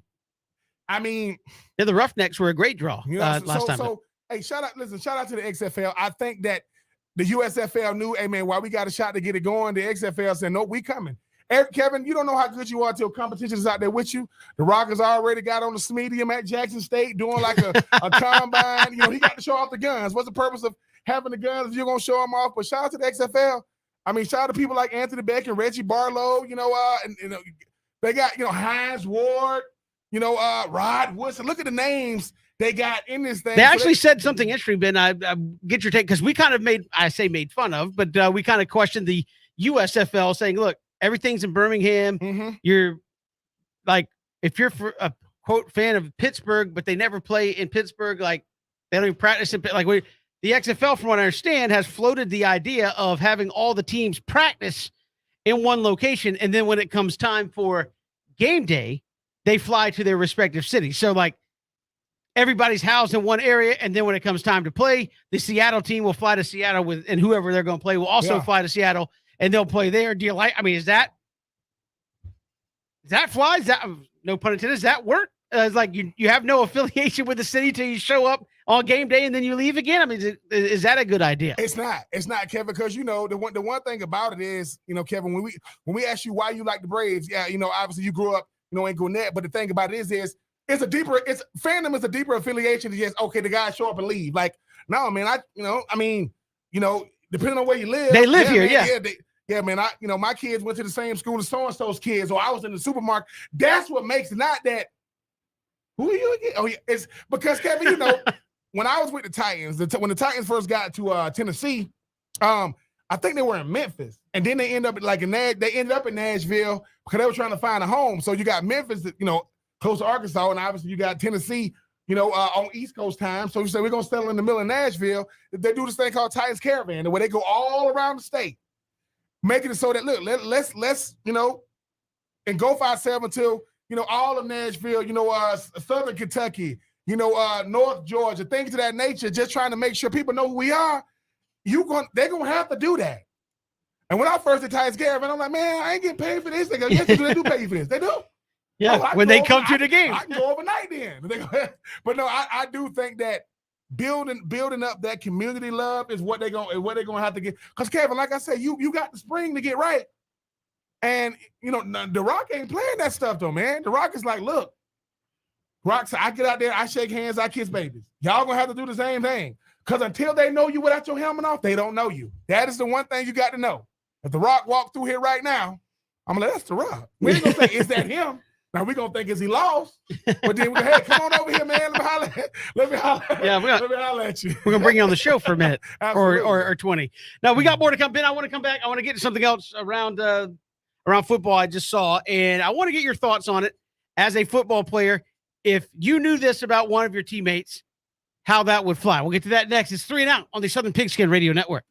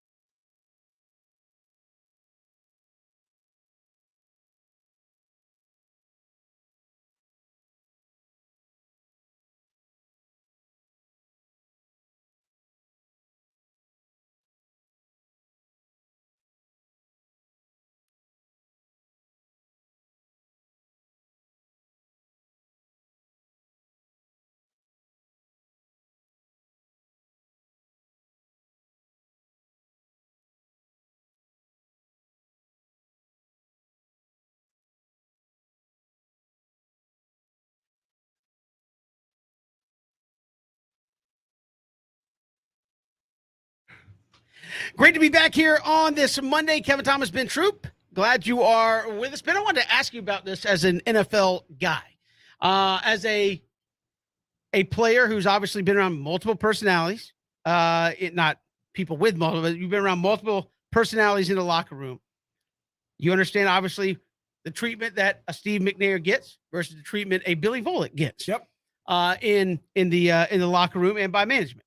I want to ask you about this. So you're in the league. Your starting quarterback gets a new contract. We'll call him Kyler Murray because this really happened. $230 million contract. And multiple reports out today that say there is an addendum that requires 4 hours of independent study per game week, i.e., Kyler, we're going to need you to at least study 4 hours on your own each and every week we get ready for the game. Do you need that in writing for your starter quarterback? Like, if that has to be put in writing, should that be concerning to you? Yep. Because this is the thing, Kevin. I signed 3 contracts now in the National Football League. I signed my rookie year contract. I signed a contract with the Bucks. I signed a contract with the Raiders. They didn't put no stipulations in it. Did they give you a homework clause? No. Man, we need you to sign this. They just went through the regular and see when people, and for those people who don't think that's a problem, that means that he's probably not doing it. That means that they're tracking you, Kyler. That means that any reason for us to get this money back, we're gonna give you this bread, you're gonna get this money back. Think about this for a second. A work week in the NFL usually starts on Monday. You come in, you watch the film, you get a lift in, and then you go home. Tuesday is off. You can literally get all 4 hours in on Tuesday. Literally. Then you got Wednesday, then you got Thursday, then you got Friday. Guess who's in the quarterback room with you? You and the quarterback's coach. Just going over tape. See, this is the thing. Kyler Murray is a unique talent. For those people saying, well, how did he get the money that he get? How the hell Kirk Cousins got the money he got? Kirk Cousins never. Don't get me started when it comes to the money. Kevin, whenever they got to start doing extra stuff for your contract, they're trying to get that money from you. They're trying to see how serious you are. Because if you don't think they want to get that money back from you, you better guess again. I didn't have that kind of stuff in my contract. So for Kyler, it is a little, it's not concerning. It's just like, what are you doing, Kyler? Because it's the thing, Kevin. Kyler Murray, right? When does Kyler Murray play his best? When the season first starts, he all over the field. And them last 6-7 games of the year, he'll taper off. So something's going on in this meeting room saying, basically the quarterback coach saying, I don't know what the hell he's doing. Because in the meeting room with me, he know what he's doing. When that little bobblehead get out there on Sunday, I don't know what he be doing. So I just think saying, but if you were sitting in the team going, wait a minute, they got to tell the starting quarterback he's got to do extra work. Like, isn't that known? Like, you pick a quarterback, no, right? Like, whether you're talking about, I think what it is, Kevin, is you get known by the collective, not the individual. Meaning, they're gonna look at what Tom Brady used to sit there. Him and Bill Belichick gotta, hey man, let's go over some meeting. It's like they want you to be that. But I'm like, I'm saying that, but like, is Andy Reid like tracking down Pat Mahomes saying, Pat, we need you to watch game film. We need you to study. Because Pat Mahomes going to Super Bowls. But I'm saying, but you don't think Pat Mahomes was putting in that work? Yeah. I don't know that he was or he wasn't. I'm just saying. I don't. You're right. I don't. But know. I would assume if he won a Super Bowl, he probably was. As long as he balling on Sunday, do you care? As long as one guy, right, was the number 1 overall pick. How many playoff games he won? 0. Other guy, right, didn't start when he first got in the NFL, and when he did, he won MVP. Then he went to the Super Bowl, won Super Bowl MVP, went to back-to-back Super Bowls. So one guy signed a 15-year extension, and he puts ketchup on his steak. As long as he win, I don't care. That's Kyler Murray, Kevin. I mean, you knew he was going to get his money, won the Heisman, all that, this and the third, offensive rookie of the year. Kevin, if it's in the contract, that means they're watching you, Kyler. And they go. Well, your first question to me was, how are they going to enforce that? And I'm like, well, somebody's going to find out. Oh, trust me. Let me tell you something. When you're in college and it's a home game, you got to stay at the hotel. You know why? Because they don't trust it. They know, hey, a bunch of 18, the 24-year-olds got to make it to the game on time. Oh, they going to make it to the game. Mm-hmm. And it smelled like the liquor store up in the freaking locker room. They don't trust us, Kevin. And guess what else you have to do in the league? Grown men making money. Guess what you got to do on home games? Stay at the hotel. They don't trust us. With a curfew. Huh? Like, hey, Ben, what? No, come out the bed. I gotta see your face. Okay. I'm telling you, Kevin, they don't trust us. Kyler, they don't trust you. So if you don't want to put in the 4 hours, if you lose money because you ain't watched 4 hours of film, I got a fresh bottle of baby powder for you. That's crazy. I was wondering. I just wondering. Like I said, that's not something I've ever seen at the pro levels. Like they are paying you to play football. Think about this though, Kevin. They know everything about you. All right, this is Kevin Thomas, owner of Team X, and you want to draft me, being you by the Swainsboro, Georgia.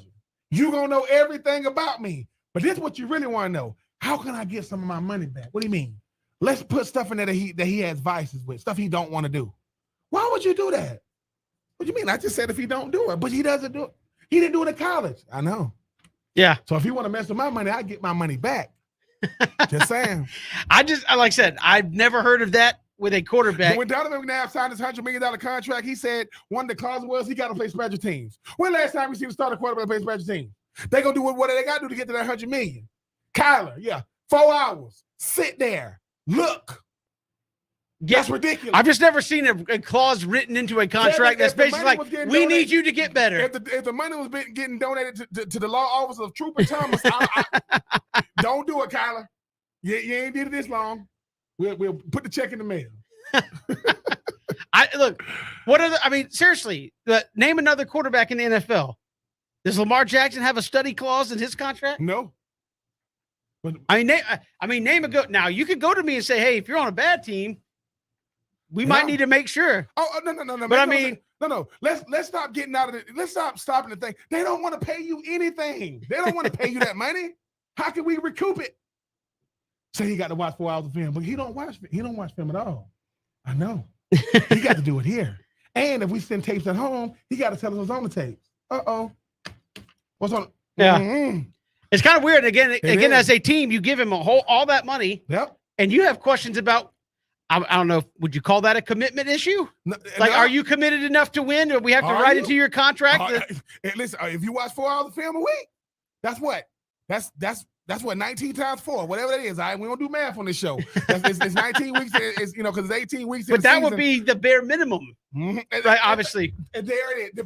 If you can't do the bare minimum, you don't deserve that cheese. So a lot of people are looking at the Cardinals going, well, why would you give him $250 million if you don't think he studies enough? They say, no. And if you're Kyler Murray, why would you sign a contract that says $160 million guaranteed, and some of that guaranteed money might be coming back if you don't act right. Better hit those digital books. They don't really have a playbook anymore. It's like get a stunt double. Well, again, I think you give them that much money. Yeah. If the Cardinals don't make the playoffs 2-3 years in a row, as you said, Ben, you're number 1 overall pick. Yep. And we just wrote a homework clause into your contract. Does that look worse on the club for having to do that, or the player that the club would ask for that to be in there? The player, because if we really get a dive into somebody, you would laugh at some of the stuff you see. And guess what? They ain't putting it there because they think you're gonna do it. They put it there because they know you ain't gonna do it, and you're gonna get that money back. Watch. So you say at some point there will be a story saying the Cardinals have recouped $10 million. Have you ever heard of a player saying, "I guarantee there is no way this guy did this again"? It's him again. I'm telling you, you will be laughing. It's him. We got more to come. Final hour coming up around the corner. We lead you up to Braves and Phillies. It is 3 and out all across the Southern Pigskin Radio Network. We're streaming live, ESPNCoastal.com.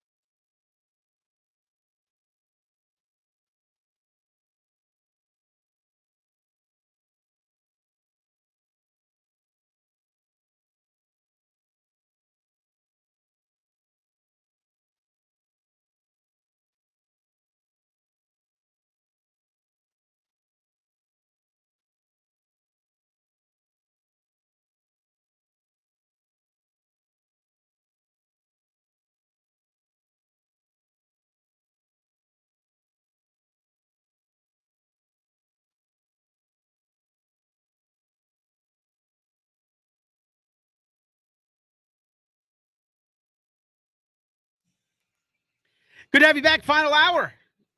Kevin and Ben here with you on 3 and Out, leading you up to the Braves and the Phillies. Ben, Falcons camp opens up on Friday there in Flowery Branch. Haven't heard about any homework clauses for Marcus Mariota.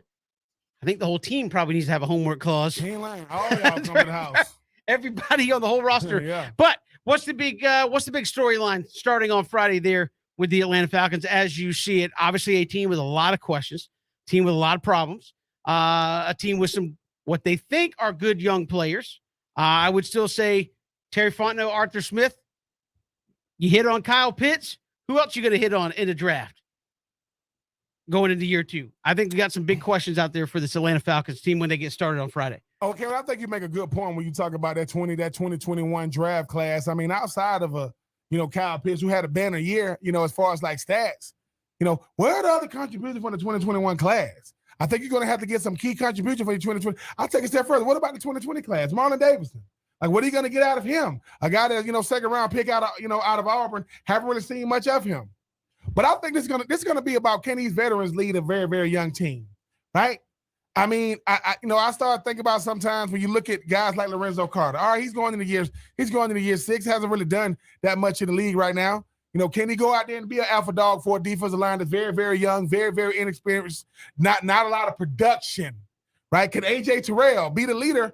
I mean, even though he's very, very young, can he be a leader of a young secondary that they say, they say the secondary is supposed to be like one of the key cogs of this entire defense. But let's call it what it really is. The talking point when it comes to the training camp is, what is this offense going to look like? Because, see, you look more like the Hawks when you walk out there. 6'4", 6'5", 6'6". All right. You got a 6'5", 6'6" tight end. You got a 6'4" receiver, in Drake London. You got a 6'4", 6'5" receiver in Alder Tate. You got a 6'3" receiver, in Brian Edwards. You got a 6'2" receiver slash, running back in Cordell Patterson. Are y'all just for looks? Or y'all for keeps, as my coach would say? Y'all look the part. Are y'all the part? Because, Kevin, you got a dual threat quarterback in Marcus Mariota, a guy that can get it with his arms, get it with his, get it with his legs. You got a guy in Kyle Pitts who to me is already a top 5, top 10 at worst, top 5 at best, tight end in the National Football League. But the thing is, who is Arthur Smith? Because all indications 2021 don't give you a lot to ride home about. How does he use these starters in training camp? This time last year, they don't play in no games. If they do get in, they get in very sparingly. How does he go about training camp in 2022 what he didn't do in 2021? I mean, I honestly think, Ben, if I'm Arthur Smith, you have to, and I know you were coming off of COVID and all that, but I think if you're Arthur Smith, you have to reevaluate how you worked preseason last year because there was no question. Matt Ryan didn't play. I think Kyle Pitts played, 8 plays if that, yes. in 3 games total, and I don't think Jake Matthews played in preseason. Nobody of consequence played in preseason, and to me, they weren't going to be a great team regardless, but they came out so flat early in the year. And as you said, towards the end of the year, started to play a little bit better, knocked the Saints out of the playoffs. How much did you miss? I mean, Mike Davis did not play in the preseason. He was your big offseason pickup, going to be the running back. Cordell Patterson going to be a guy that moves around. Mike Davis was awful, so much so that he's not even on the team, right? I mean, so I think if I'm Arthur Smith, you have to reapproach how you work the preseason. Again, I'm not saying Marcus Mariota needs to be out there and play 4 quarters every single preseason game, but you got to play more than 0, right? And obviously you're probably going to have to do that just out of necessity. I don't know if Matt Ryan was coming back, if maybe things wouldn't be the same, but to me, Ben, you can't say that there was some effect. There was no effect on the fact that most of your quote starters and star players did not play in the preseason. To me, I thought that was a big blunder early in the year with a new coach, new scheme, new way of doing things. And you basically came in and were the players coach, which I understand, but no reps in a game. And I know you had inter squad scrimmages, things of that. To me, there's still nothing like rolling out in the stadium, playing game full on. Man, these inter squad scrimmages, you know this. You don't play straight up. Hey, we're going to put the ball on 20 and work red zone. We're going to go out and play the game and see what you have. And I thought that was a colossal miss by that Falcons coaching staff last year. And again, I want to see a lot of Marcus Mariota in the preseason. And if not, you better treat the rest of your guys, like they could be starting, right? I just look at it and say, I need to see all I can of all my quarterbacks. Marcus Mariota, all of them, right? I think that was a big miss last year by that whole staff. And to me, it kind of shows in the fact that here we are a year later, Ben, and you're talking about one guy from that draft class that did anything of note. One guy. And he scored one touchdown as your primary pass catcher. Yeah. Right. So that to me says all you need to know right there. I want to see a lot of Desmond Ridder, but I want to see a lot of Marcus Mariota. So we'll see if Arthur Smith kind of tweaks that. But to me, it's all eyes to me are on that defense and Marcus Mariota. And as you said, I think the jury's still out on Arthur Smith because I think there were some things that could have been better last year. And so far, your draft picks, we'll see. You got a new crop of draft picks, but you better hope Drake London and some of these guys pan out, or you could be sitting there looking at 2 years of. So in 2 years, we had two guys pan out, or I say pan out, 2 years of two guys that produced. That's not going to get it done. It's not. And, the Richie Grants of the world, we're going to have to see what they can do. I mean, he wasn't a key contributor being a second-round pick out of UCF in 2021. Does Casey Hayward still have something left in the tank? Former, all-pro cornerback. Tease Tabor coming over from the Detroit Lions. Does he have something left in the tank, maybe playing in either the backup role at cornerback or in the slot? And the thing about it is, too, Kevin, the two things we ain't talking about enough, the lifeblood of any NFL team that has – any type of stability in the National Football League, O-line play and D-line play. It's going to come down to the trenches. Desmond Ridder, Marcus Mariota, Jake Matthews, the company going to have to protect them. We're talking about the D-line, Lorenzo Carter, Ebigiti, you talk about those guys. You talk about Marlon Davidson. You talk about, Grady Jarrett and company. Kevin, I don't care how good you on the outside. I don't care how much flash you got. If the sizzle is on the outside, it better be the steak on the inside because it doesn't matter with all these 6'4", 6'5", 6'6". If Marcus Mariota is looking at the ceiling of the Mercedes-Benz, that ain't good. If the opposing quarterback just sit back there in the pocket and just pick you apart, it ain't gonna matter that you got AJ Terrell. So I think that for much that we want to talk about, the receivers, the running backs, Marcus Mariota, D-line play, O-line play. Because, Kevin, you're going to have, unfortunately, for a defense, when you're trying to figure out what your offensive identity is, you're going to have to keep teams in games. You're going to have to get some 3 and out. Or at least get off the field on third down. And that's the thing, right? Once again, when you say about nowhere to go but up, go look at defensive stats as far as, against the run and against the pass. You've seen the Falcons in both. Yeah, they're all bad. That's got to improve. So I just think that I know it's about the quarterbacks, Desmond Ridder, Marcus Mariota, Arthur Smith, but O-line, D-line, they're going to have to come together in a hurry because if they can, especially the D-line, because, Kevin, if Atlanta has had a problem even since the the Deion Sanders days, it's the D-line. You're going to have to get quality D-line play. No. You're going to have to get sustainable D-line play, efficient D-line play, consistent D-line play. And if you can do that, it might be, I heard Warren Sapp. He said the lone wolf dies alone, man. You got the 100 packs. Y'all got to do it as a unit. And if they can do that, I'm not saying it's going to help them win games because, Kevin, in a losing effort, it's how you look. Well, and I'm not saying I'm not putting nothing on nobody yet. I just think that once again, I don't see you doing much with them boys from Tampa, maybe even New Orleans. Can you beat Baker Mayfield and company in Carolina? I'm just saying. It's just, well, I look at the defense, and you can sell me on the fact that your best players all play defensive back, and nobody in the front seven are helping them out. And to me, that's a bad combination. I would rather have adequate DBs and great front seven play because I think, as we've seen, Ben, great front seven play can make adequate DBs look really, really good. Not the other way around. Yes. That to me is also concerning on the Falcons. Like, hey, our best players on defense are our corners. Yep. Yikes. I'm not saying that's bad for those guys, but that means, hey, if my best players right now are my corners, that means, They better be in good shape. The highest rate, Because- the highest rate. I mean, not to use Madden ratings as the barometer, but the highest rating the highest rating for a cornerback is Jalen Ramsey. He's at a 98. Well, number 99 for the Rams is a 99 on Madden. Coincidence? I don't think so. If I got a guy that you can't block on the interior defensive line, that means I don't got to cover that long. That means I can keep my eyes on the quarterback while I'm looking at the receiver. Make sure nothing cheap, nothing deep. Backs against the wall. But Kevin, you know just like I know. D. Orlando, you know we coming at you, homie. You know we coming to holler at you. We're gonna let you settle in for about a week or so, and we're gonna see what type of news coming out of Flower. Yeah, I mean, to me, it's defense, and how does he utilize those guys? I know Daryl said last year he didn't think it was that big of a deal that the Stars didn't play. Like, hey, that's just a coach protecting his star players. I think you can look at that clearly and say that was a mistake. New team, new scheme.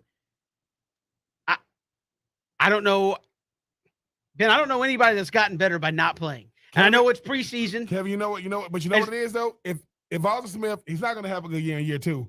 Let's call it what it is. When Arthur Smith got hired as the head coach of Atlanta, that was a big head scratcher, right? Big head scratcher because he came over from a Tennessee Titans team that had a 2,000-yard rusher. Well, okay, Derrick Henry was still top 10 in rushing last year. He missed most of the year. So Derrick Henry has been one of the best running backs since high school. And that guy literally is a freak because you can't. Yes. Because you can't, there's nobody. I mean, the only guy I could think of that even came close to that would be what? A Brandon Jacobs? Yeah. Where he was like 250, 260. Eddie George, who also played for the Titans. No, I'm saying, but I'm talking about in terms of size, speed. Yeah. And you can't, you can't do, that's like saying, hey man, I got Calvin Johnson. If I could just get me a Calvin Johnson guy, I'll be awesome. Well, I would hope so. I said, well, I would hope so. I know a dude named Calvin Johnson. I don't know if he looked like that. And that's the thing, right? Like, stop making it so the guys that do it the greatest ever. But if I could just get, no, they're rare.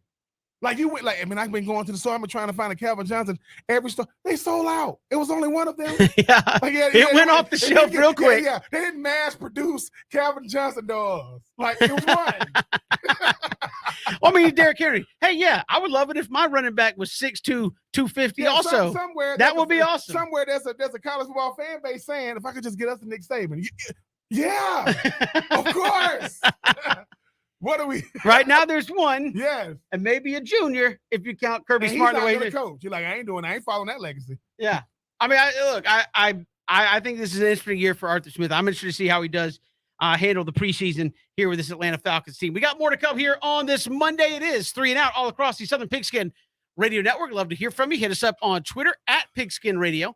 We are streaming live, ESPNCoastal.com, and on Facebook, Twitter, and YouTube.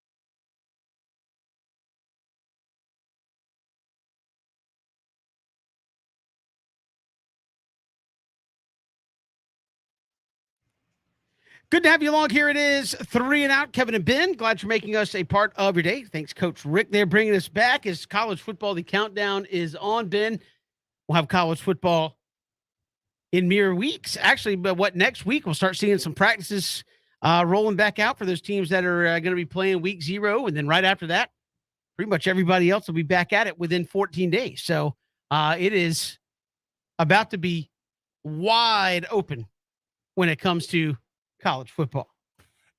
Kevin, the rubber about to meet the road. If you are scared, stay inside. It ain't for the weak. I want to stay inside just because it's hot outside. Let's go to the phones here quickly. You got our buddy AC joining us here. AC, what's up? Good afternoon. Thank you so much for taking my call. Appreciate it. I'll make it super duper quick for you. Let me put you guys in the spot. Let me see how smart you guys are, and we can revisit in October. The toughest question is, what is most likely to happen? Nats and the Braves one of them would end up with a best record in the National League, or Houston Astros wins the whole thing. Which one is more likely to happen? In my opinion, I think safest bet, your Atlanta Braves will be more likely to have the best record. Let's face it, the New York Mets, they know how to choke like a dog. I mean, your Braves will be second. My third prediction will be the Dodgers, because they know how to choke like a dog real good. Reaction. Thank you so much. Hey, appreciate the phone call. Look, I think the Braves have a better chance of finishing with, if you're talking about just chance, finishing with the best record in the National League than I think the Astros of winning it all. Not that I think the Astros can't win it all, but what? The Yankees are pretty good. I mean, sell on trash cans this year. Because Kevin, I'm serious. I was wondering what you were. I'm serious, though, Kevin. When you talk about Astros, right? If you were an Astros fan, right? Do you spend every day getting arguments with people saying, "Well, bro, like how good were they? Were they?" Because making it to the World Series, all this, you got to win it, right? Like, do the Astros have to win one fair and square to get people to get up? Because I mean, I will say this to you Yankees fans, it's been a while, 2009, long time, popping bottles with playing games. Houston, without the trash cans, you got a big problem. I'm going to always pick the Braves only because you got the evil empire. Yes, Houston going to be good, but I just think the Braves, Kevin, it's like even in a quote year to where they're not tops in the division, they won their game and a half out, 7.5 games up. So they're going to get in either way, but I still think it's going to be a battle to the finish. Yeah, I'll go with them Braves. I would say you basically asked AC if I would take Houston or the field when it comes to World Series. I would take the field. I think the Yankees are good. I think, just the top 3 teams in the American League East, the Rays, the Blue Jays, they're all pretty good. Yeah. They could win it. Seattle went into the regular. Was the preseason rankings had the Rays, had Toronto doing like some big things. Yeah, this year, right? Yeah, they're still a very, very good team. I think the Braves, if they overtake the Mets, have a great chance to have the best record in the National League, along with the Dodgers are going to be in that running as well. So I look at the Braves having a great chance of doing that. And look, I think the way they're playing, they've had over the course of the last 40, 45 games, the Braves have had one of the best records, if not the best record in Major League Baseball over that span. I don't see that slowing down. I mean, they took 2 out of 3 from the Angels. Not a great team, admittedly, but Shohei Ohtani looked like a dude on Friday night until he was a dude until he wasn't. I'm not saying whoever's over that camera when he first walked out. I was like, somebody kept saying, that's a bad man. Oh, it is. Bad man walking right there. It says all you need to know about Shohei Ohtani when people are like, well, how big of a draw is it? Like, the Braves are defending World Series champs. They have a good team. People have been showing up. The most attended 3-game series of the season at Truist Park was when a last place team came to visit, and that was this weekend with the Angels. Why? Ohtani.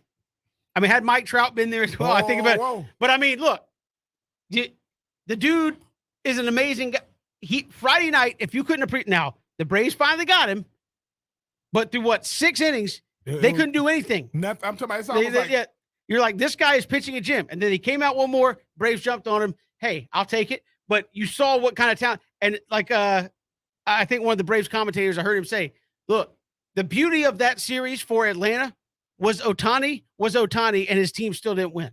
Like, he went out, he balled out. He pitched great up until the last inning. Unfortunately, the Braves didn't need to score very many to win for him that night. Charlie Morton also pitched well. Ohtani hit a bunch, solid balls, had a rocket shot home run. That's what you want to see as a hitter. You saw him pitch well, hit well. His team didn't win but one game out of the three. So, largest attendance over 3 game span this year at Truist Park was while the Angels were in town. They're in last place. Shohei Ohtani, man, that dude can move the needle. Kevin, that's what I mean. Like I say, I know on Friday the big talking point was trade deadline approaching, fastly approaching. Do you do a rent a Shatani for 2 months? Like, well, I mean, yes. I misread. I misread the contract. So you get him for a year and a half, or a year and 2 months. But that's a guy that is going to want huge bank. I think 1 year's arbitrary. Can Anthopoulos, like Anthopoulos didn't know. I don't know. I'm just saying, Kevin, you know, just like I know. Like, I'm trying to listen to me. What? Just hear us out. Just hear us out. Listen, don't let the whole Freddie Freeman thing get to you. Just make sure your agent will tell you when you have a deal that's actually been. Agent. Yeah. Being an agent one-on-one. Yeah. Tell your client. Yes. If there's, I don't know, like, did they send her like a return off? Yeah. It's an offer. Yeah. Did they say this is as good as it's going to get? Or do we go back with another one? Did you tell him that we gave him a counter offer? I think he was asleep. What? I texted him. Did you? I texted the wrong number. But yeah, I mean, look, I thought for a weekend series that was unbelievable. That was. Ohtani did what he did. Was rocking. And the Braves still were able to get a big win. I will say, Adam Duvall out. Where do you go? I think that kind of offers itself up to move. You look at the lineup tonight. You've got Marcell Ozuna playing left field. Yikes. It could get interesting out there in left field. I think you got to make a move to get a bat. We've heard, Andrew Benintendi out in Kansas City might be a name that could come in and get that done. I think pitching wise, Ian Anderson hasn't looked terrific. He had a better first part of July. His start yesterday was not good. The news on Soroka doesn't sound like he's coming back this year. You're going to get Kirby Yates, who is tearing up the minor leagues right now in his rehab assignment. He's going to come back and join the bullpen. I think that makes you better, but I tend to lean towards get you a left fielder, more starting pitching, which you're going to need come postseason, because you would say if it started right now, you'd want Fried, you would want Charlie Morton. That's why he's there. Then where would you go? Right now, would you feel good with Ian Anderson? Kyle Wright. I guess it would be Kyle Wright. Would you feel good if you had to go to Ian Anderson in a long series? Would you feel good about Spencer Strider 2 months from now, knowing he's 50 innings past what he's ever pitched in his life? And you say, what difference is that? He's young. He throws 100. Like, the more innings you throw, like, your arm is going to get tired at some point. And you will say this, Kevin. I will use Ian Anderson's postseason experience with other Braves. They, like you say, the good thing about going to the postseason every year, guys get postseason experience. Ian Anderson is obviously much better player in the postseason. The resume says he'll be fine. I get it. But I think that but like you said, I'm going off of what you've done for me lately. I'm not taking away previous contributions. I think Kyle Wright would be, the third starter, and Strider. I mean, I don't know how you manage that. But look, I mean, throwing 100 miles an hour is a beautiful thing to have. It's just, how do you use them? Because, like you say, the postseason roster isn't the same as the regular season roster. Yeah. So who do you take? It's gonna be, obviously Snit and then Anthopoulos already talking about it now, but I think that's why you add another pitcher, you add another starter or a bullpen piece, you add a left fielder, because think about Anthopoulos, hey man, you were the freaking trade deadline wizard last year. Yeah, 100%. I mean, but we'll see what happens this year. Yeah, look, and again, that's the other part that makes me, as a GM, you can't think this way, obviously, but that's the other part that makes me a little nervous, Ben, because it's like you hit on everything. Yeah. Like everything. Like you needed emergency catching. You got Kevin Smith before he tore his knee up, and he actually gave you something in a short term. Jock Peterson, Jorge Soler. You didn't know what you were going to have in Eddie Rosario. He comes back in September and plays great and gets an MVP for the Troubles. Like, you hit on everything. This GMs don't have 100% hit rate. No. So what can you do to pull that off? Because now everybody's expecting some magic here at the trade deadline. I don't know. I think Kevin. I mean, with the pitching is the pitching is any year. I mean, even if you got lights out pitching, you can always add another one. You got to get a left fielder because Marcell Ozuna is he's such an outlier. Like, he's such a liability out there. But what he does at the plate. So I think you go out there and the good part about the Braves is you can get a quality outfielder that you probably don't have to break the bank for because obviously the team he's coming from is going to pay some of his salary. You're going to have to pay the rest. I think because Kevin, you know what's going to happen. Hey, everybody want to hit the left field now because Marcel's out there. You're going to have to get a left fielder. Well, I mean, again, it's going to be interesting to see how they play it. Moving forward towards the trade deadline, I think, as you said, you got to find something. And Marcell Ozuna hits home runs. I'm not telling you he's got 18. Yeah. He's got 39 RBIs, tied for fourth, but his on-base percentage is awful. His batting average is awful. His slugging percentage is not very good. So it's like, basically, you're hitting a home run or you're not giving us a whole lot. And to me, that is the boom or bust that can get you into trouble and it can provide a spark. To me, it doesn't provide the day-to-day value that you need in the regular season. In the postseason, it might be good enough to say, Marcell, if you give us 2 home runs in a series, we'll take it, because that could be the difference in winning and losing. But I'm like you, can't run him out there to play defense, and it should scare the ever-loving you-know-what out of you that he's out there tonight, and the Braves don't feel like they have another option to put out there. That's where Adam Duvall going out really, really hurts. We got more to come as we lead you up towards Braves and Phillies. Max Fried looking for win number 11. If he can get it done tonight, we'll get you there. College football right around the corner as well. This is 3 and Out on the Southern Radio Network.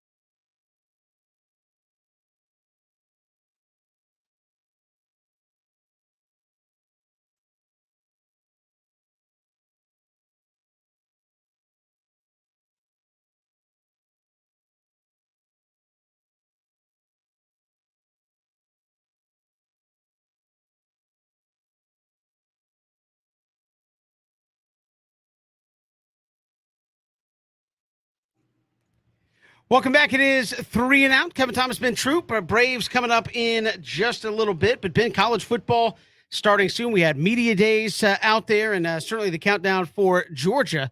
I mean, Kirby Smart, I would say winning SEC media days. You come in there, you talk about your team. You talk about, hey, we will not be hunted. We hunt. We go out and we get after it. This team has done nothing. This collection of players has not won a national championship. We are going out. NIL is a good thing. We have all these kids on our team getting NIL deals, yada, yada. Been nice being here. Nice having our day at SEC Media Days. See you later. Next day, hey, Kirby just got a new 10-year deal, $112.5 million. Congratulations, Kirby, as you steal the other headlines when you're not even there. So I thought a wonderful week there for Georgia, and they, along with Alabama, as we said, overwhelmingly the picks to play in Atlanta. Alabama overwhelmingly the pick to win it there in Atlanta.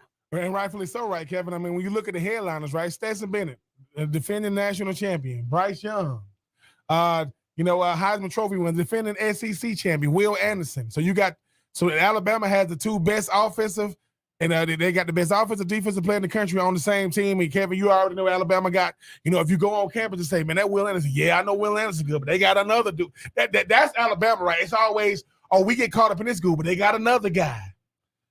Georgia finally got that 40-year-old gorilla off their back. Stetson Bennett not getting the love. And Kevin, you said this. Ain't on no preseason watch list. First team all SEC, not second team all SEC, not preseason, third team all SEC. That was amazing. That was amazing. I thought somebody with as much as that storyline got written in the offseason about, hey, Stetson had no love. He got no love in the preseason. Like he was disrespected as quarterback.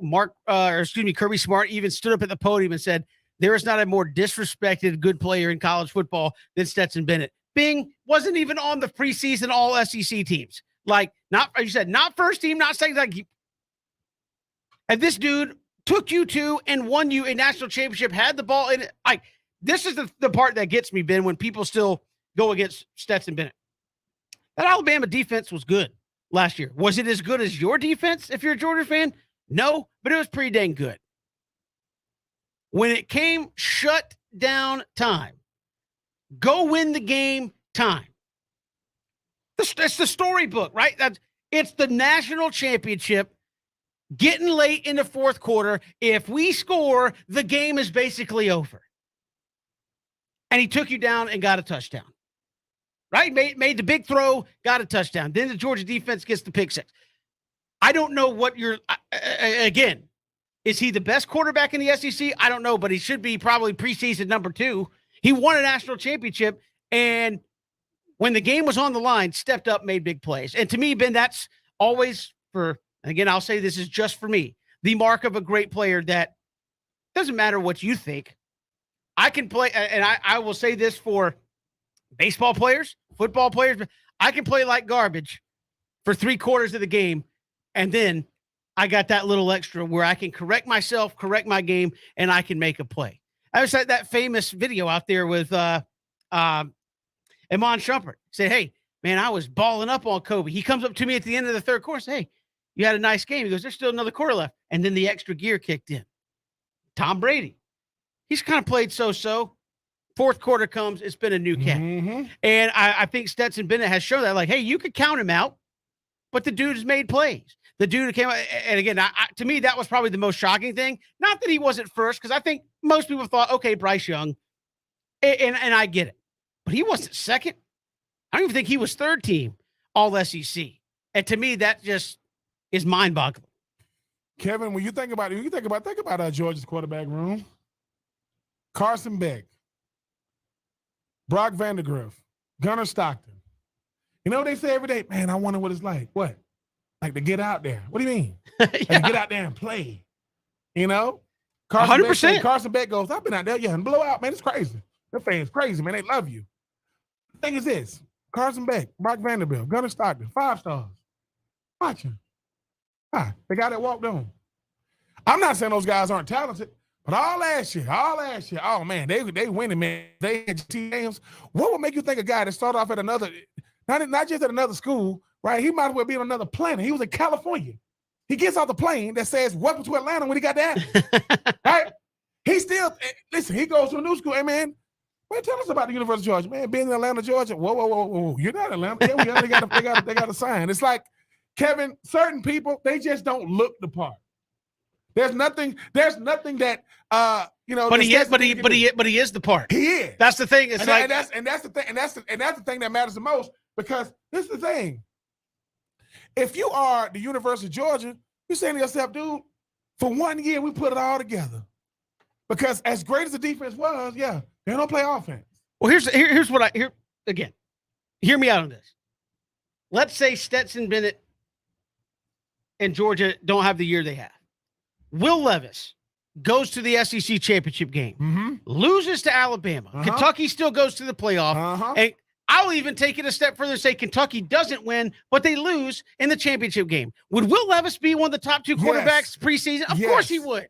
Of course he would. Yes. That's the part that I think. And that's what it is, Kevin. Once again, right? Semantics and, like just the nonsensical part of college football. You go, so wait a minute. We were the last team standing. Yes. We beat Alabama. Yep.